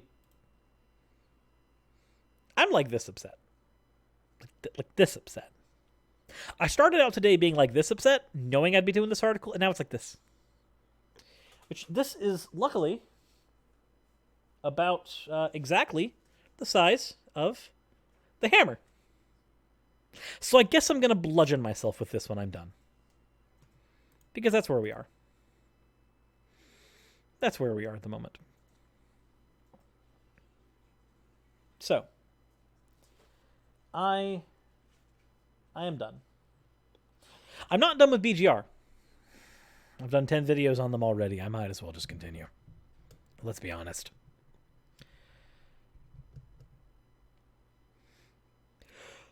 But, based on what I'm reading here, all I can say is that I am done. For the time being. This hurts my brain. It hurts my empathy. And it's articles like this that make it incredibly difficult to actually be a humanist. Tony says, I mean, at this point, you'll forgive the phrasing, you're preaching to the choir. At this point, probably. Neko, so actually it's 10 videos because there's a 6 and a 6.5.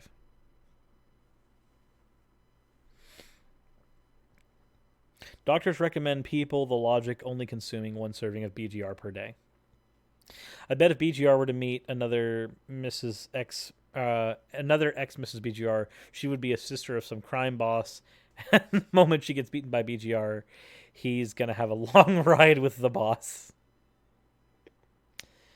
Whew, that's a violent thought. Not one I necessarily espouse, but definitely a violent thought. Jenny says, I pretty much agreed with BGR as a biblical literalist. If you're a biblical literalist, then yeah, you might agree with something in this article. And I think that's one of the dangers of biblical literalism. Things like this are the reason you need to be a humanist. Get out there and tell people that this guy's a shithead. I mean, that's what I'm doing. The thing is, though, is that being a humanist means that I have value on everybody's life. And the more I read from BGR, the less I feel like I can value theirs. Like, I know it's an awkward situation where, like, you see this person, you see the harm that they must be doing in the world because these are the things that they are teaching, these are the things that they are preaching. It makes it very hard to value this person's life in the same way that I value Raz or Emmett or Jeremy or Aaron. Like, it hurts. Reading this hurts. It hurts a lot.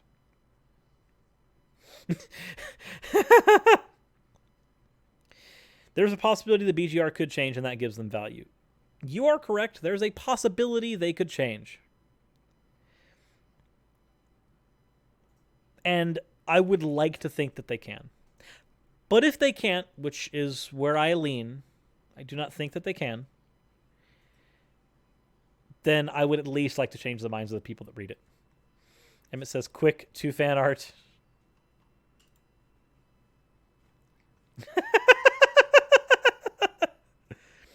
Are we just throwing things? Are we just throwing things at them? Let me go to stream real quick. Open this stuff up. Get it in there. It looks like we're just throwing things. I don't know. You guys tell me. How much stuff are we throwing? Oh, I see. Run. I can't hold them back. I'm confused. I'm confused. I mean, it's a pleasant confusion. It's still a confusion. I need help. I need brain help. My brain's busted. I need help. Who's making the H fan art? Oh dear. I'm scared for his children. To be socialized into this world would destroy their chances in life. Yeah. When I look back, from Jenny, when I look back, the internalized misogyny was insane and led me directly into an abusive marriage.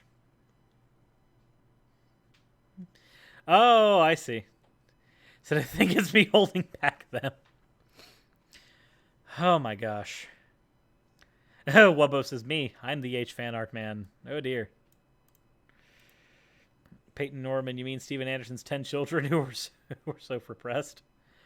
Oh boy. You were holding them back from brutalizing BGR. Yeah. I feel like I would have to. I would have to hold them back. It makes sense. The brain. The brain dies. The brain dies as I read these things. My heart dies a little too. It sucks. Yes, you know, Steven Anderson's part of the Quiverful movement, Emmett. For Gaelic Knox in the chat, Steven Anderson has 10 kids. He's part of Quiverful. He's 11 now. He has 11 now. Oh. Just Yes. had a baby recently. Yeah, Steven Anderson just had another kid. 11 now. He had a kid. I already told you this. He had a kid right before I came here. Yeah, I don't keep track. I don't keep track of how many kids that guy has, how many victims he raises. Yeah, no. That's part of Quiverful. Part of the Quiverful movement is to have as many children as possible because children are like arrows in a quiver. He was 11 right before No. I came. And because they're like arrows in a quiver, you have to keep as many as you possibly can. So yeah, no.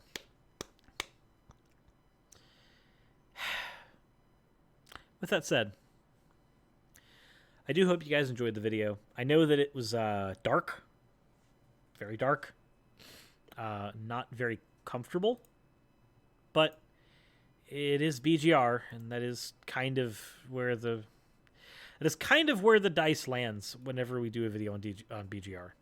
It sucks, but it is the nature of the beast, and it's not comfortable. Just I do these things knowing that they're not comfortable. Let's do something to break up the monotony before we leave. Here we go. Here we go, guys. Thank you all for coming out. I think this can probably accurately describe the best way we could end off on. Here you go, guys.